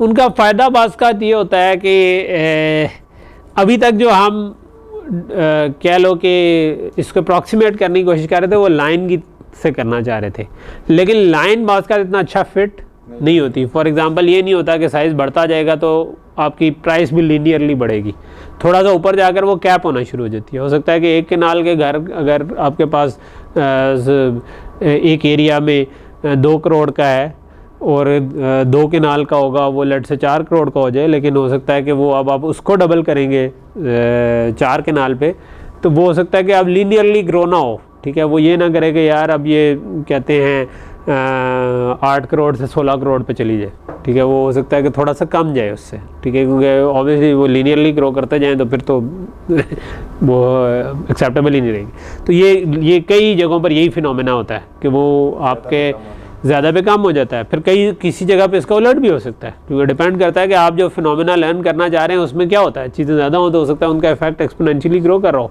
ठीक है। तो you want some other function at times, ठीक है। तो पॉलिनोमियल्स की एक अच्छी बात ये होती है कि वो बड़ा अच्छा फिट कर लेते हैं किसी भी फंक्शन को, ठीक है। और इसके ऊपर मैंने आपको एक वैसे वीडियो भी रेफ़र की थी, वो जो टेलर सीरीज़ वगैरह अगर आपने पढ़ी हो, ठीक है। तो एक वो जो हमने कॉम्प्लेक्स नंबर वाली थी जिसमें साइन, कॉज और बहुत सारे हाँ मैक्लैरेन सीरीज़, टेलर सीरीज़ जो है ना, ये किसी भी चीज़ को बहुत अच्छा एक रेंज के अंदर अप्रॉक्सीमेट कर लेते हैं। तो हम बाज़ का फिर पॉलिनोमियल फीचर्स यूज़ करना चाह रहे थे। इस केस में हमने कहा कि फॉर एग्जांपल बजाय आप लेंथ और विड्थ के बजाय आप उनका मल्टीप्लाई करके उनका एरिया ले लें, ठीक है। तो ये भी एक फ़ीचर है। x1 x2 मल्टीप्लाई कर दें तो ये भी एक फ़ीचर है, ठीक है। तो ये अब आपकी पॉलिनोमियल रिग्रेशन का मतलब है कि आप बजाय इसके कि θ0 प्लस θ1 x करें, आप θ1 x प्लस θ2 x स्क्वायर भी डाल दें बीच में, ठीक है, और बेशक क्यूब भी डाल दें, ठीक है। तो ये अब आप ये तो हम इन्फिनिटली डाल सकते हैं बहुत सारी ऑप्शंस। तो क्या क्या डालें, क्यों डालें, तो वो अब बेसिकली अगर आप देखें, अगर आप स्क्वायर डालेंगे ना तो स्क्वायर से आपका ये कर्व वाली चीज़ आ जाएगी, लेकिन अगर आपने स्क्वायर डाला तो ये कर्व आगे जाकर नीचे जाएगा। अगर आप साथ क्यूब भी डाल दें तो ये थोड़ा सा दोबारा ऊपर जाने की तरफ आ जाएगा, ठीक है। बिकॉज जो आपका स्क्वायर होता है वो ऑलवेज इट्स अ बोल टाइप शेप, राइट, जो जिसको आप उल्टा भी कर सकते हैं और सीधा भी कर सकते हैं। माइनस से मल्टीप्लाई करेंगे तो वो उल्टा डब्बा पड़ा होगा और वरना सीधा होगा, ठीक है। क्यूब जो है वो एक तरफ ऊपर जाता है और दूसरी तरफ नीचे जाता है, और आप उसको उल्टा भी कर सकते हैं कि राइट पे नीचे चला जाए, लेफ्ट पे ऊपर चला जाए, और इनके कॉम्बिनेशन से फिर आप चीज़ें बना सकते हैं, ठीक है। सो और इसके अलावा आप और भी फीचर्स यूज़ कर सकते हैं। फॉर एग्जांपल आप स्क्वायर रूट भी डाल सकते हैं, ठीक है। जब आप ये डालेंगे तो ऑब्वियसली आपका वो जो डेरिवेटिव था वो चेंज होगा, ठीक है। वो जो हमने डेरिवेटिव निकाला था वो लीनियर के लिए, तो जो पार्शियल डेरिवेटिव निकाला था वो हमारा अब वो स्क्वायर के हिसाब से या क्यूब के हिसाब से वो चेंज हो जाएंगे, ठीक है, ओके। इसके अलावा एक और तरीका यूज़ होता है जिसे हम कहते हैं normal equation. Normal equation method का मतलब ये है कि भाई आपके पास एक बचपन में आपने एक चीज़ पढ़ी होगी, जब अगर आपने मैथ्स थोड़ा बहुत सही पढ़ा है, कि अगर आपके पास जितनी इक्वेशंस हैं उतने अननोन्स हों तो you can always solve it, right, you can always solve it. आपको अगर कोई 10 वेरिएबल का वो दे दे क्वेश्चन और 10 ही अननोन हो, अगर आपको पता है कि वो उनसे 10 इक्वेशन बन गई हैं, तो आप उसको लीनियर अलजेब्रा के थ्रू डायरेक्टली सॉल्व भी कर सकते हैं, ठीक है। और वो जो डायरेक्टली सॉल्व कर सकते हैं वो बेसिकली आप उसका इन्वर्स निकाल के कर सकते हैं। अच्छा, मशीन लर्निंग में एक्चुअली इसका नॉर्मली ये होता है ना कि कुछ प्रॉब्लम इल डिफाइंड होते हैं कि आपके पास उतनी इक्वेशन नहीं बन रही होती, ठीक है, और कुछ प्रॉब्लम होते हैं जिसमें इक्वेशन ज़्यादा बन रही होती हैं और अननोन कम होते हैं। लर्निंग में टिपिकली ये वाला केस हो जाता है, क्योंकि जिस चीज़ को हम अप्रॉक्सीमेट करना चाह रहे हैं वो एक्चुअल में हम एग्जैक्ट उसका आंसर नहीं बनता, वो अप्रॉक्सीमेशन होती है। तो उसको हल करने के लिए एक छोटा सा हम इसमें तरीका करते होते हैं, वो मैं भी आपको बताया तो, ठीक है, कि सो बेसिकली जो आप अगर आप इसको, आपके पास ये x और y गिवन है, ठीक है, तो बेसिकली ये जो नीचे इक्वेशन लिखी हुई है ना आपके पास, ठीक है, हमने ये कहा था कि हम थीटा इज इक्वल टू, हम कह सकते हैं x ट्रांसपोज, सॉरी मैं आपको बताता हूँ, ठीक है, थीटा ट्रांसपोज x को हमने कहा था कि वो y के इक्वल है, ठीक है, या x ट्रांसपोज को हम उससे कर सकते थे। अगर हम उसको x के इन्वर्स से मल्टीप्लाई कर देते दोनों साइड पे, तो हमारा ये मसला हल हो जाना था। लेकिन सिर्फ उसमें ये मसला ये था कि इसमें जो साइज़ बनता है ना, वो अगर मतलब अगर n और m बराबर हों तो फिर तो सिंपल हमने x inverse into x transpose करना था और इंटू y करना था, तो हमारे पास आंसर आ जाना था, ठीक है। लेकिन अगर ये हमारे पास बराबर नहीं है तो फिर क्या कर सकते हैं, तो उसके लिए ना हम x ट्रांसपोज x अगर करें ना, तो ये ऑलवेज स्क्वायर मैट्रिक्स बनती है, ठीक है, और इसका इन्वर्स हम निकालते हैं और उसके बाद उसको x ट्रांसपोज से मल्टीप्लाई करते हैं, तो हमारे पास आंसर ये आ जाएगा, ठीक है। तो ये वाला जो चीज़ है ना, ये हमारा वही नॉर्मल इक्वेशन मेथड है कि जो हम लीनियर अलजेब्रा में इस्तेमाल कर सकते हैं, ठीक है। अच्छा, सो इसमें थोड़ा सा जो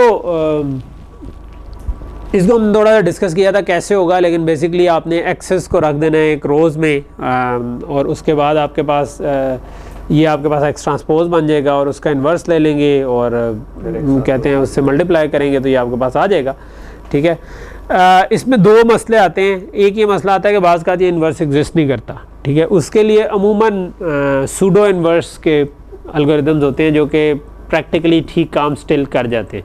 इन्वर्स एग्जिस्ट तब नहीं करता होता जब आपकी कोई रोज़ एक दूसरे पर डिपेंडेंट हो, ठीक है, तो या रोज़ या कॉलम, वो उसी केस में डिटर्मिनेंट भी जीरो आता है। तो ये एक्चुअली सारी एक ही बात को कहने के डिफरेंट तरीके होते हैं, यानी लीनियर अलजेब्रा में आप इनको अगर सही तरह से पढ़ाया हो तो वो आपको ये बता देंगे कि ये एक ही बात को कहने के डिफरेंट तरीके।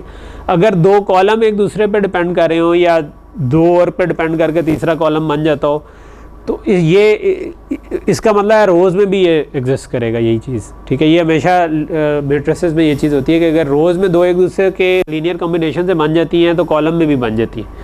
और ये बनने का दूसरा मतलब ये होता है कि अगर आपने फॉर एग्जांपल 3D बनाने की कोशिश की है, 3x3 मैट्रिक्स है या 3D में बनाने की, तो असूली तौर पर उन्होंने 3 डायमेंशनल स्पेस कवर करनी थी, लेकिन अगर उनमें कोई किसी पर डिपेंड कर रहा है ना, तो इसका मतलब वो एक्चुअली 2 डायमेंशनल स्पेस में।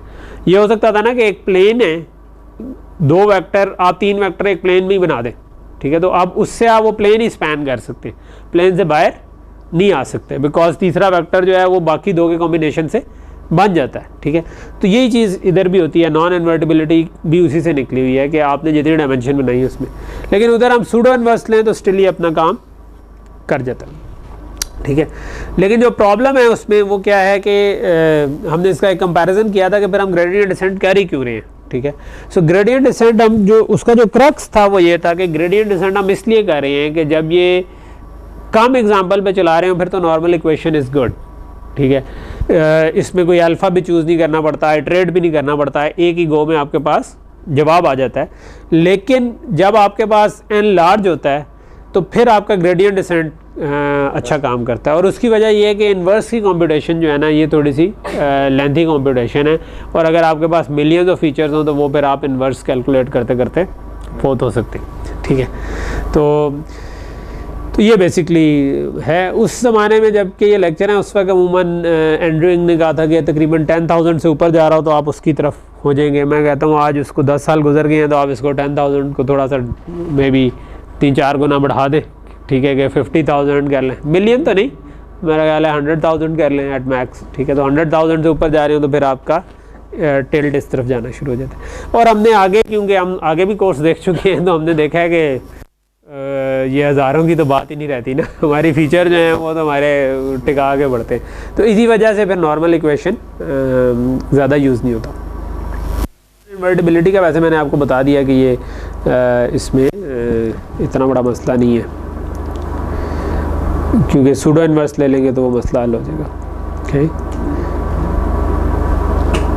ये पांचवा वो होगा, ठीक है। वो जो ऑक्टेव का ट्यूटोरियल था, जो हमने पाइथन का ट्यूटोरियल कर लिया था, तो उसको हम छोड़ देते हैं, ठीक है। सो हम क्लासिफिकेशन पे आ जाते हैं, ठीक है। सो क्लासिफिकेशन क्या चीज़ थी? सो हम स्टार्ट हुए थे कि सुपरवाइज्ड अनसुपरवाइज्ड दो किस्म की हैं, और सुपरवाइज में दो टाइप्स हैं, रिग्रेशन और क्लासिफिकेशन। और अभी तक हमने लीनियर रिग्रेशन और फिर उसके बाद पॉलिनोमियल रिग्रेशन वगैरह वगैरह ये कवर कर लिया, ठीक है। सो क्लासिफिकेशन में क्या आया था कि हमारी आउटपुट्स डिस्क्रीट होंगी, ठीक है, विच कुड बी ईदर 0 1 और देयर कुड बी, नहीं उसके अलावा भी हो सकती हैं, उसके अलावा ज़्यादा मल्टी क्लास क्लासिफिकेशन भी हो सकती है, ठीक है। तो हमने उसको कहा था कि ये हमारा लॉजिस्टिक रिग्रेशन या क्लासिफिकेशन। तो जो लॉजिस्टिक रिग्रेशन है वो स्पेसिफिकली हम कहते हैं कि वो 0 1 वाला केस है, कि कैंसर ट्यूमर है वो मैलिग्नेंट है कि नहीं, ईमेल फ्रॉड है कि नहीं, और ट्रांजैक्शन कोई ईमेल स्पैम है कि नहीं, ट्रांजैक्शन कोई फ्रॉड है या नहीं, ठीक है। तो इसमें हम अमूमन 1 को कहते हैं कि वो पॉजिटिव क्लास है, 0 को हम कहते हैं कि वो नेगेटिव क्लास है। जिस तरह हमने ट्यूमर की एग्जांपल की कि अगर एक साइज़ से छोटा, लेट से, ये बड़ी सिंपलीफाइड है, असल में ऐसा नहीं होता कि एक साइज़ से छोटा हो तो वो ज़रूर मैलिग्नेंट बेनाइन होगा और उससे ज़्यादा होगा मैलिग्नेंट। लेकिन अभी आपको समझाने के लिए कि अगर इस तरह का हो तो फिर क्या करेंगे, फिर हम चाह रहे होंगे कि इसको किसी तरह हम इधर बना सकेंगे, यार इसके पीछे वाला जो है वो बेनाइन है, इसके आगे वाला मैलिग्नेंट है, ठीक है। तो हम कोई थ्रेशोल्ड लगा सकते हैं, ठीक है। अच्छा, लेकिन उसमें मसला क्या आ जाता है? उसमें मसला ये आ जाता है, एक तरीका तो ये हो सकता है कि मैं एक वो लीनियर रिग्रेशन ही टाइप की चीज़ बना दूँ, ठीक है, और वो उसमें कोई थ्रेशोल्ड लगाने की कोशिश करूँ। लेकिन उसमें मसला ये आता है कि अगर कोई ऐसी एग्जांपल आ गई जो ज़रा फॉर ऑफ हुई, तो आपका लीनियर रिग्रेशन में जो आपने लाइन फिट की होगी वो इस जगह पे आ जाएगी, और वो जो फिर करेगी उस पर थ्रेशोल्ड लगाएंगे तो वो उसमें फिर आपकी क्लासेस ख़राब हो जाएंगी। उससे बेहतर है कि आपकी लाइन इधर ही, वो जो थ्रेशोल्ड आपने लगाना था वो इधर ही लगा होता। तो हमने लॉजिस्टिक रिग्रेशन में अपने लीनियर रिग्रेशन वाली लर्निंग का तरीका ही यूज़ किया था, लेकिन हमने उसको थोड़ा सा मॉडिफाई कर दिया था। हमने उसके आगे एक 0 से 1 लाने वाली एक डब्बा लगा दिया था, ठीक है। तो क्लासिफिकेशन में वो जो हमने डब्बा लगाया था 0 से 1 लाने वाला, ठीक है, वो क्या था? वो हमने उसको कहा था सिग्मॉइड फंक्शन। कि नॉर्मली लॉजिस्टिक रिग्रेशन में हम क्या करते हैं कि हम इसको एक सिग्मॉइड फंक्शन से मल्टीप्लाई करते हैं, ठीक है। तो सिग्मॉइड फंक्शन की कुछ डेरिवेटिव प्रॉपर्टीज़ अच्छी हैं, इसका डेरिवेटिव निकालना भी आसान है, स्मूथ है, ठीक है, दोनों तरफ एक ही तरह का है, इधर से 0 पे चला जाता है, इधर 1 पे चला जाता है। तो हमने क्या किया कि जो नॉर्मल थीटा ट्रांसपोज एक्स आता था उसको हमने कहा कि आने के बाद सिग्मॉइड से गुजार दो, ठीक है। तो वो तो खुद तो लाइन आ रही थी, लाइन को जब इससे गुजारेंगे तो जब वो 0 से 1 की रेंज के अंदर आ जाएगी, तो इसके आगे वाले जितनी भी वैल्यूज़ हैं वो 1 आ जाएंगी, इससे पीछे वाले जितनी भी वैल्यूज़ हैं वो 0 पे मैप हो जाएंगी या 0 के करीब मैप हो जाएंगी, ठीक है। और दरमियान में कुछ हिस्सा होगा जिसमें वो 0 से 1 में जहाँ पे चेंज हो रहा है वो वाला हिस्सा बनेगा, ठीक है। अगर हम इस तरह मैप कर दें तो फिर हम 0.5 के ऊपर हमेशा थ्रेशोल्ड लगा सकते हैं, लेट से कि यार 0.5 से ऊपर हुआ तो हम 1 कंसिडर कर लेंगे, 0.5 से नीचे हुआ तो 0 कंसिडर कर लेंगे। तो ये जो सिग्मॉइड फंक्शन है जो इधर रेड में प्लॉट हुआ है, this is 1/1 plus e raise power minus g, basically इसको कहते हैं। थीटा ट्रांसपोज एक्स तो इनपुट आई थी ना, तो ई रेज़ 1 प्लस, तो सिंपल सा है 1/1 plus e raise power minus g, ठीक है। इसी को लॉजिस्टिक फंक्शन भी कहते हैं, और इधर से इसका नाम लॉजिस्टिक रिग्रेशन भी पड़ा है, although it's not regression, it's classification, ठीक है, ठीक है। सो हम इसकी जो आउटपुट आ रही होती है ना उसको हम कहते हैं कि ये हमारी एस्टिमेटेड प्रोबेबिलिटी है कि y = 1 आ रहा है, ठीक है। तो ये जो थ्रेशोल्ड है ये ज़रूरी नहीं है कि हम 0.5 पर ही लगाएं, हम ये भी कह सकते हैं कि अब मिसाल के तौर पर अगर 0.7 आया तो अब इसका मतलब 0.7 चांस है ट्यूमर के मेलिग्नेंट होने का, क्योंकि 1 का मतलब मेलिग्नेंट था, तो 0.7 चांस है कि ये मेलिग्नेंट है। अगर 0 आ रहा है तो इसका मतलब 0 चांस है, अगर 0.1 आ रहा है तो इसका मतलब 0.1 चांस है। तो हम इसको एज अ प्रोबेबिलिटी व्यू करते हैं, ठीक है। 0 से 1 के बीच में हाँ, प्रोबेबिलिटी हमेशा 0 से 1 तक होती है, और हम उसको जब परसेंटेज में चेंज कर सकते हैं 100 से मल्टीप्लाई करके, सिंपल कि 0.7 है तो 100 से मल्टीप्लाई किया तो 70% चांस हो गया, ठीक।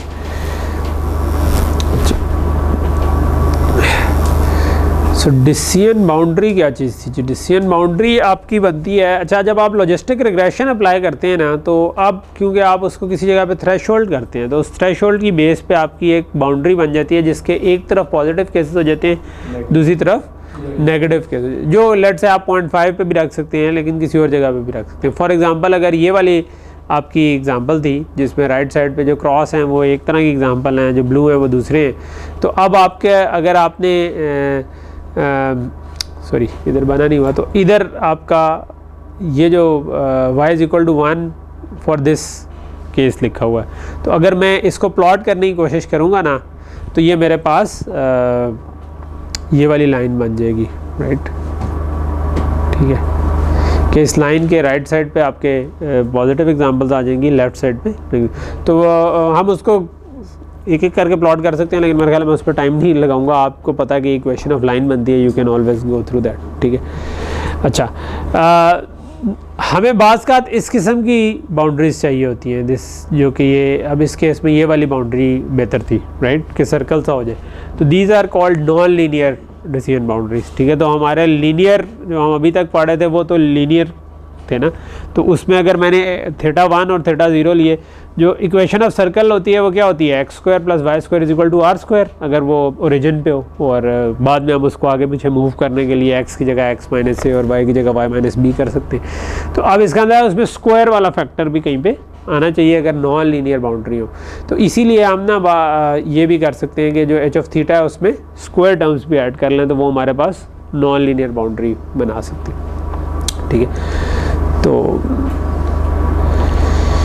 ये उसी किस्म की चीज़ है। ये बेसिकली अगर मैं ये अगर मैं देखूँ ना, तो ये इक्वेशन ऑफ सर्कल ही है, x1² + x2² is greater than equal to, ये -1 को उस तरफ ले जाऊँ तो ये 1 बन जाएगा ना, तो ये 1 के ऊपर यूनिट सर्कल बन जाएगा, ठीक है। तो ये यूनिट सर्कल की इक्वेशन है, x² + y² is equal to r², था, इसमें y के बजाय x1 y1 है, और r जो है ये मेरे पास 1 बन रहा है, और इक्वल के बजाय ग्रेटर देन है, इसका मतलब उससे बाहर वाले हिस्सा, ठीक है, कि जब ये बड़ा आ जाए उससे x + y, ठीक है। अच्छा, सो अब पैरामीटर्स चूज़ कैसे करें, ठीक है, और उसका जो आपका आएगा कहते हैं कॉस्ट फंक्शन, उसका डेरिवेटिव भी हमने देखना है क्या होता है, ठीक है।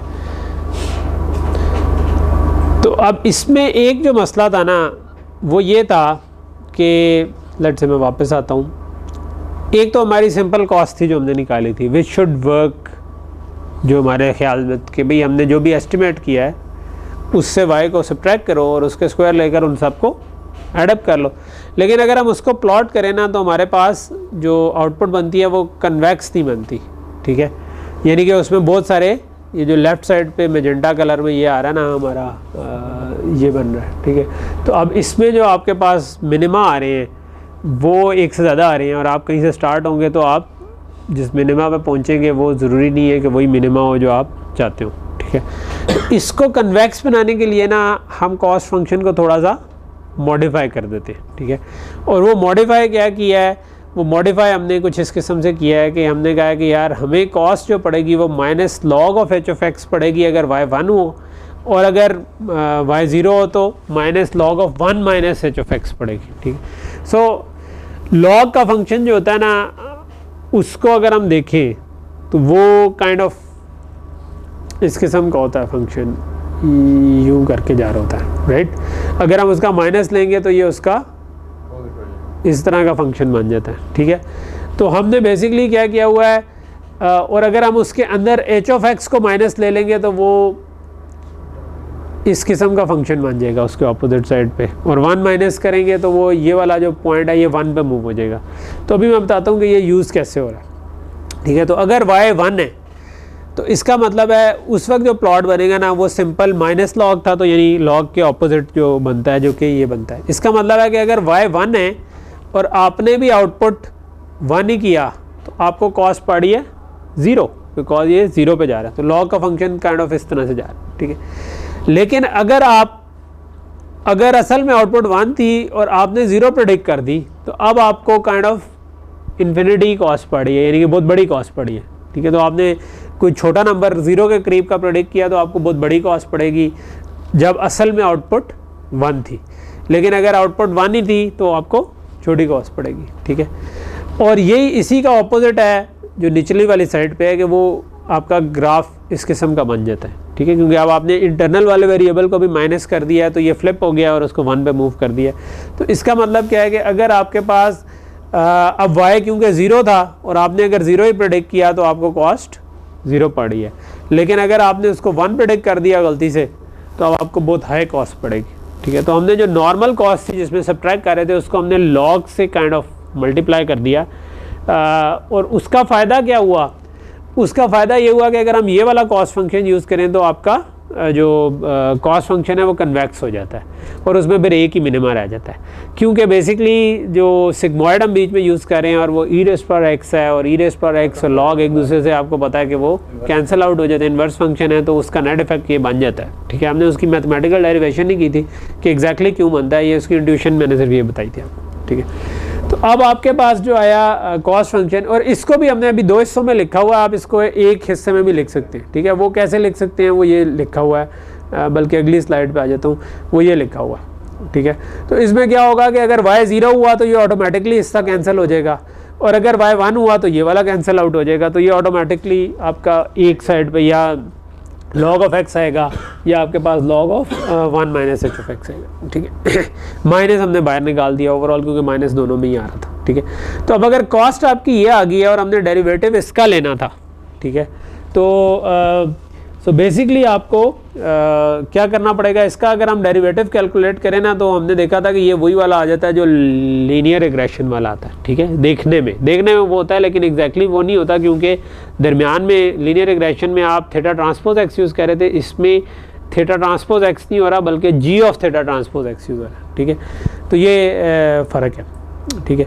तो आप बेसिकली ये काम कर रहे होंगे, ठीक है। और ये जो पार्शियल डेरिवेटिव आ रहा है ये देखने में बिल्कुल वैसे ही लग रहा है जो लीनियर रिग्रेशन वाला था, लेकिन ऑब्वियसली इसके अंदर जो एच ऑफ थीटा है वो फ़र्क है, ठीक है। This also has g of g, ठीक है।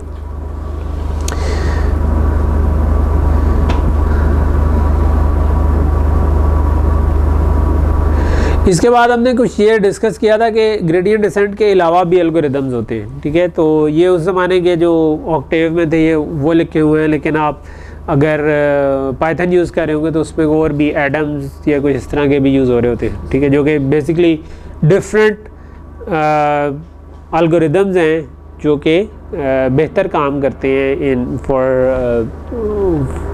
कह लो कि ऑप्टिमाइजेशन के लिए, ठीक है। आज मैं क्लास थोड़ी उसकी निस्बत आगे लूँगा क्योंकि स्टार्ट भी देर से हुई थी, ठीक है। ओके, किसी को खाने जाने का मसला तो नहीं है, भूख बर्दाश्त कर लेंगे, ठीक है। हसूल इल्म के लिए तो फिर बंदा बर्दाश्त कर ही लेता है, ठीक है, ठीक है। वैसे भी आप जैसे आप में से अक्सर मुझे अपनी कैटेगरी के ही लगते हैं कि यार कोई एक पेपर से पहले ना सर में सारी इन्फॉर्मेशन डाल दे, ठीक है, फिर पेपर में जाकर उसको निकालो, फिर दोबारा से दिमाग खाली करके बैठे, ठीक है।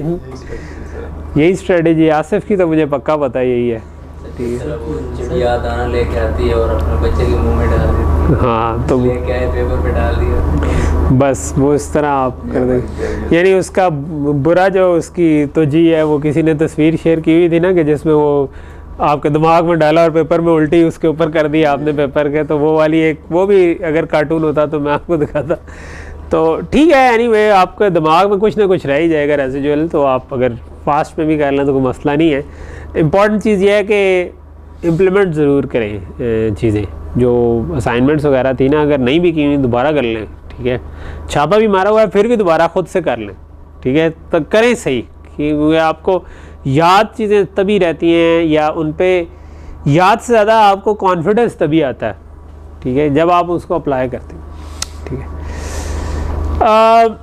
ओके, सो इसको भी स्किप किया जा सकता है क्योंकि ये ज़्यादा मैटलैब से रिलेटेड था, लेकिन ये जो बताने की कोशिश हम ये कर रहे थे कि आप ऑप्टिमाइजेशन करते हुए जो उसका यूज़ करते हैं, पाइथन में भी होगा कि आप उसको अपना कॉस्ट फंक्शन और उसका डेरिवेटिव निकालने का तरीका दे सकते, ठीक है। तो वो आप डेरिवेटिव निकालने का फंक्शन इम्प्लीमेंट कर लें, ठीक है। तो ये ऊपर एक कॉस्ट फंक्शन का इम्प्लीमेंट हुआ है जो कि ग्रेडियंट भी बता देता है और उसकी वैल्यू भी बता देता है, ठीक है। तो आप थीटा लेके कॉस्ट निकालते हैं, जो कि बेसिकली इन्हीं यही जो हमने इक्वेशन लिखी थी इसको इम्प्लीमेंट कर रहा है, ठीक है, जो ये वाली थी, राइट। सो इसको इम्प्लीमेंट करके आपने उसका डेरिवेटिव दे दिया। बेसिकली इसको सिर्फ डेरिवेटिव ही चाहिए होता है, जो ऑप्टिमाइज़र होता है उसने उसके हिसाब से नीचे जाना होता है।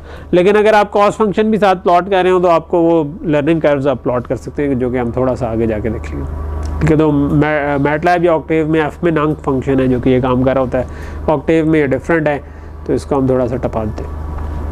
इसके बाद हम आ गए थे कि अब हमने बेसिकली वो भी पढ़ ली, लीनियर रिग्रेशन भी और लॉजिस्टिक रिग्रेशन भी, लेकिन लॉजिस्टिक रिग्रेशन सिर्फ 0 या 1 आउटपुट कर रही थी। तो हम अब चाहते हैं कि यार हमारे पास कैटेगरी ज़्यादा हो जाए, तो मल्टी क्लास क्लासिफिकेशन अब हम करना चाहते हैं, ठीक है। क्या हम डिफरेंट तरह की बता सकें, एक से ज़्यादा आउटपुट्स निकाल सकें, ठीक है। तो उसमें क्या करेंगे, ठीक है। तो बाइनरी क्लासिफिकेशन में ये काम होता था कि आपके पास 2 हिस्से हैं, उसमें तोड़ना है। मल्टी क्लास में आपके पास ज़्यादा होता है। तो इसका हमने बड़ा सादा सा तरीका पढ़ा, वो था 1 वर्सेस ऑल। हमने कहा था कि यार आप समझें कि ये जो 3 क्लासेस हैं ना, इन हर एक को हम कंसिडर कर लें कि ये एक लॉजिस्टिक रिग्रेशन यूनिट है, ठीक है। एक ये खुद है और बाकी सब जो हैं आप उनको नेगेटिव एग्जांपल कर लें। तो आप इसको 3 हिस्सों में तोड़ लें। आप कहेंगे यार एक जो है, जिस तरह ये वाला केस जो बनता है, इसमें आपने इसको पॉजिटिव बना दिया और बाकी जो दोनों थे उनको नेगेटिव बना दिया, इसमें इसको पॉजिटिव बना दिया, बाकी को नेगेटिव बना दिया, इसमें इसको पॉजिटिव बना दिया, बाकी।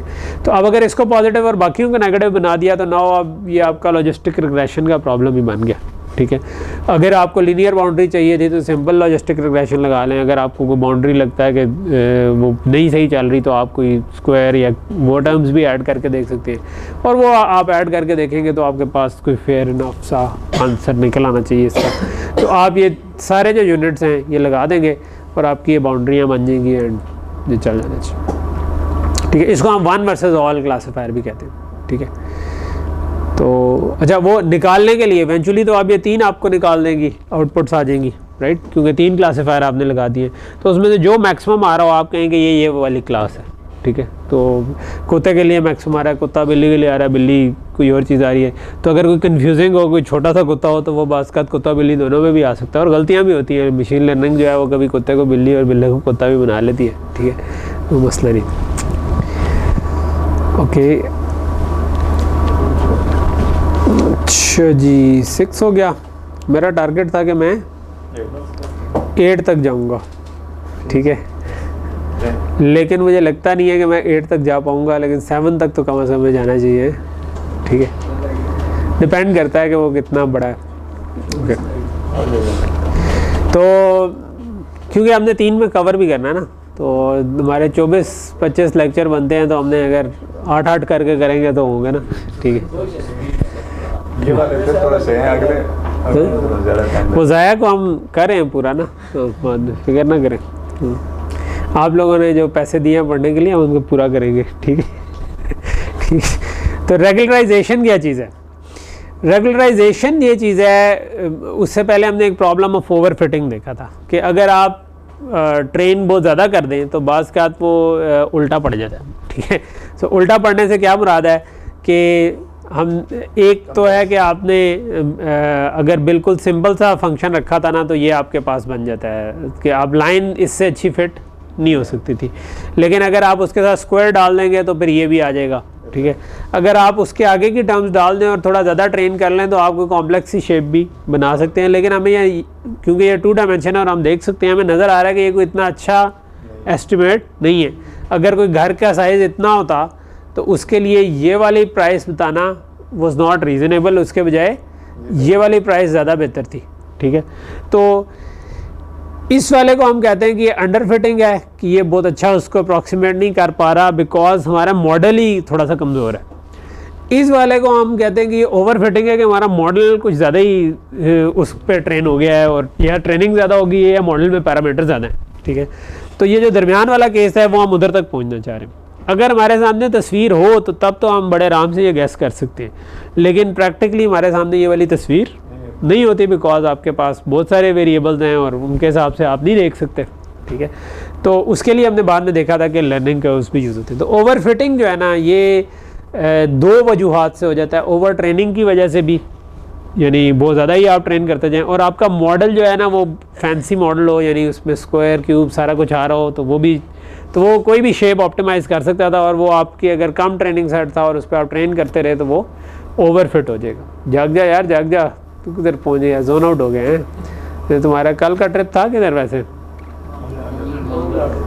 ये बस ट्रिप की यादों में खोया हुआ है।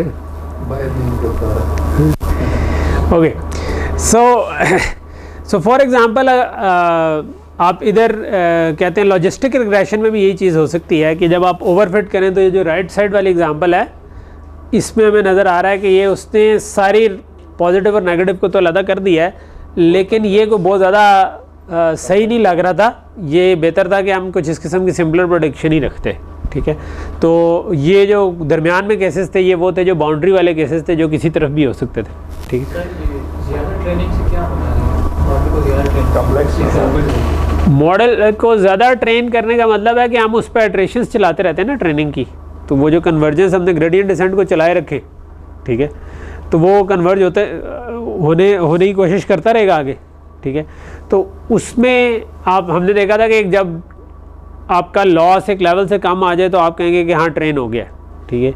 लेकिन आप कहते हैं कि नहीं, मैंने इससे भी ज़्यादा ऑप्टिमाइज़ करना है, ठीक है, तो आप आगे जाते रहेंगे, ठीक है। अब वो ऑब्वियसली आप किसी कंपटीशन में हिस्सा ले रहे हैं तो 99% और 99.1% में फ़र्क है ना, ठीक है। तो आप चाहेंगे कि वो 1% गेन भी करे, ठीक है। लेकिन वो 1% अगर ट्रू गेन हो, यानी ट्रू गेन का मतलब है कि वो वाकई असल में वो सही चलता हो, फिर तो हम चाहते हैं कि वो हो। लेकिन अगर वो ट्रेनिंग सेट पे चल जाता हो लेकिन आप नए इमेज पे आए तो वो फेल कर जाए, तो इसका मतलब है कि वो असल में ज़्यादा ट्रेन हो गया, ठीक है। और वो ट्रेन ज़्यादा तब होगा जब आपका मॉडल फेयरली कॉम्प्लेक्स हो, यानी जो कि कॉम्प्लेक्स ही शेप बना सकता हो, और आप उसको ट्रेनिंग सेट पे लगे रहें ट्रेन करना, तो वो कहेगा कि यार ये भी असल में एक फ़ीचर है, ठीक है। वो ये जो यहाँ पर निकालेगा ना, वो कहेगा यार ये जो है ना, ये असल में एक फ़ीचर इस किस्म का बनता है, तो मैं इसको अलग कर लूँ। लेकिन असल में जब आपके पास एग्जांपल्स आएंगी तो वो आपको के पास क्योंकि एग्जांपल ही कम थी, ठीक है। अगर ज़्यादा एग्जांपल होती तो शायद उसने भी इसी तरह का ट्रेन होना था, ठीक है, बिकॉज फिर इधर पॉजिटिव नेगेटिव दोनों तरह की एग्जांपल आना शुरू हो जानी थी, तो वो ठीक ट्रेन हो जाता, ठीक।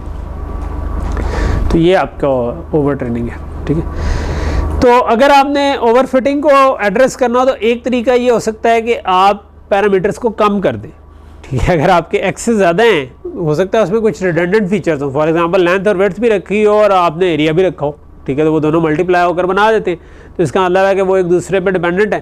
तो तब आप क्या चाहेंगे कि आप अपने नंबर ऑफ़ पैरामीटर्स को कम करें। तो एक फ़ीचर्स को कम कर सकते हैं कि जो आपको लगते हैं कि गैर ज़रूरी हैं, ठीक है, जो हम थोड़ा सा आगे जाके मॉडल सिलेक्शन का एल्गोरिथम भी देखेंगे, ठीक है। लेकिन जो सबसे ज़्यादा कॉमन तरीका यूज़ होता है वो होता है रेगुलराइजेशन, कि हम रेगुलराइज करना चाहते हैं, ठीक है। और वो उसमें हम कहते हैं कि जब आपके पास कहते हैं उसका एक नया हम इसके अंदर ऐड करेंगे, ये आपके पास तमाम केसेस में ही तकरीबन चल जाता है, ठीक है। सो रेगुलराइजेशन में हम क्या करते हैं, ठीक है।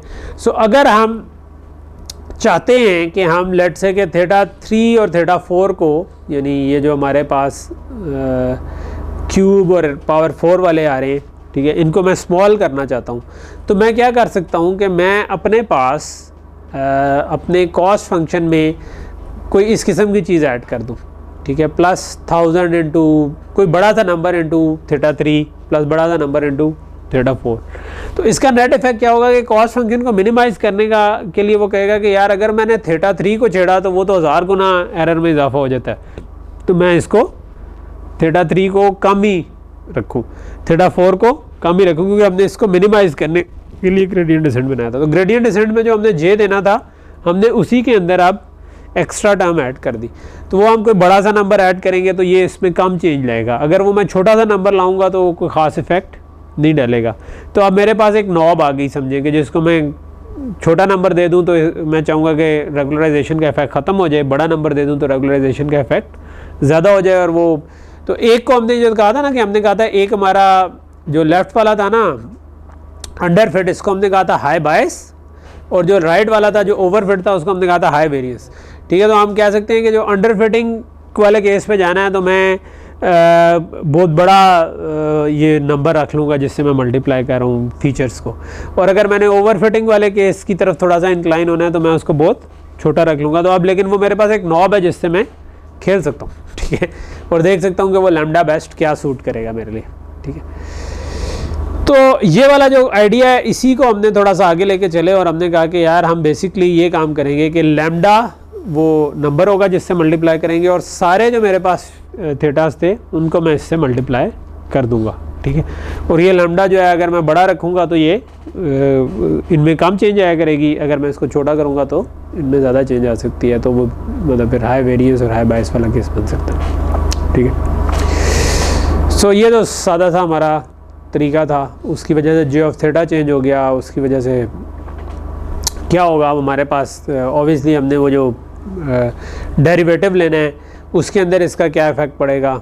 ठीक है, तो अगेन अब आपके पास क्या हुआ कि ये जो नीचे आती है ना टर्म, ये वाली टर्म अब आपके पास आ गई अल्फा वाली और रेगुलराइजेशन। ठीक है,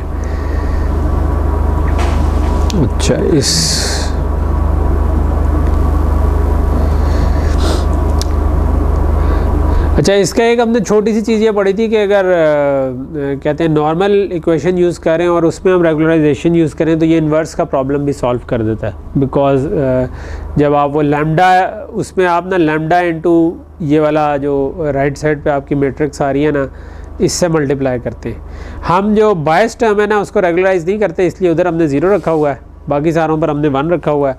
तो हम बेसिकली ना theta x transpose x plus lambda into this ये ऐड कर देते हैं।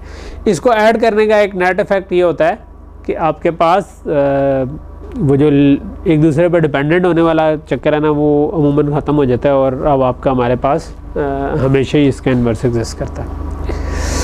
ठीक है, तो नॉन इन्वर्टिबिलिटी का मसला जो है ना वो सॉल्व हो जाता है।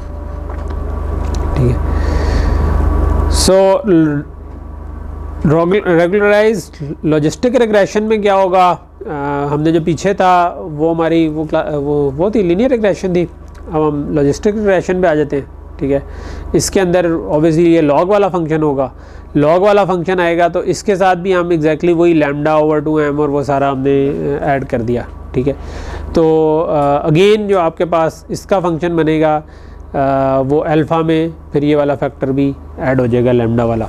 ठीक है, जब आप इसको चला रहे होंगे। ठीक है, तो इसको मैं स्किप कर देता हूँ, मेरा ख्याल है। ठीक है, ये एफ में अंक वाला है, क्या हो गया, बस करें। 8वें को हम एक नज़र मार लेते हैं कि कैसा है, कौन सा है।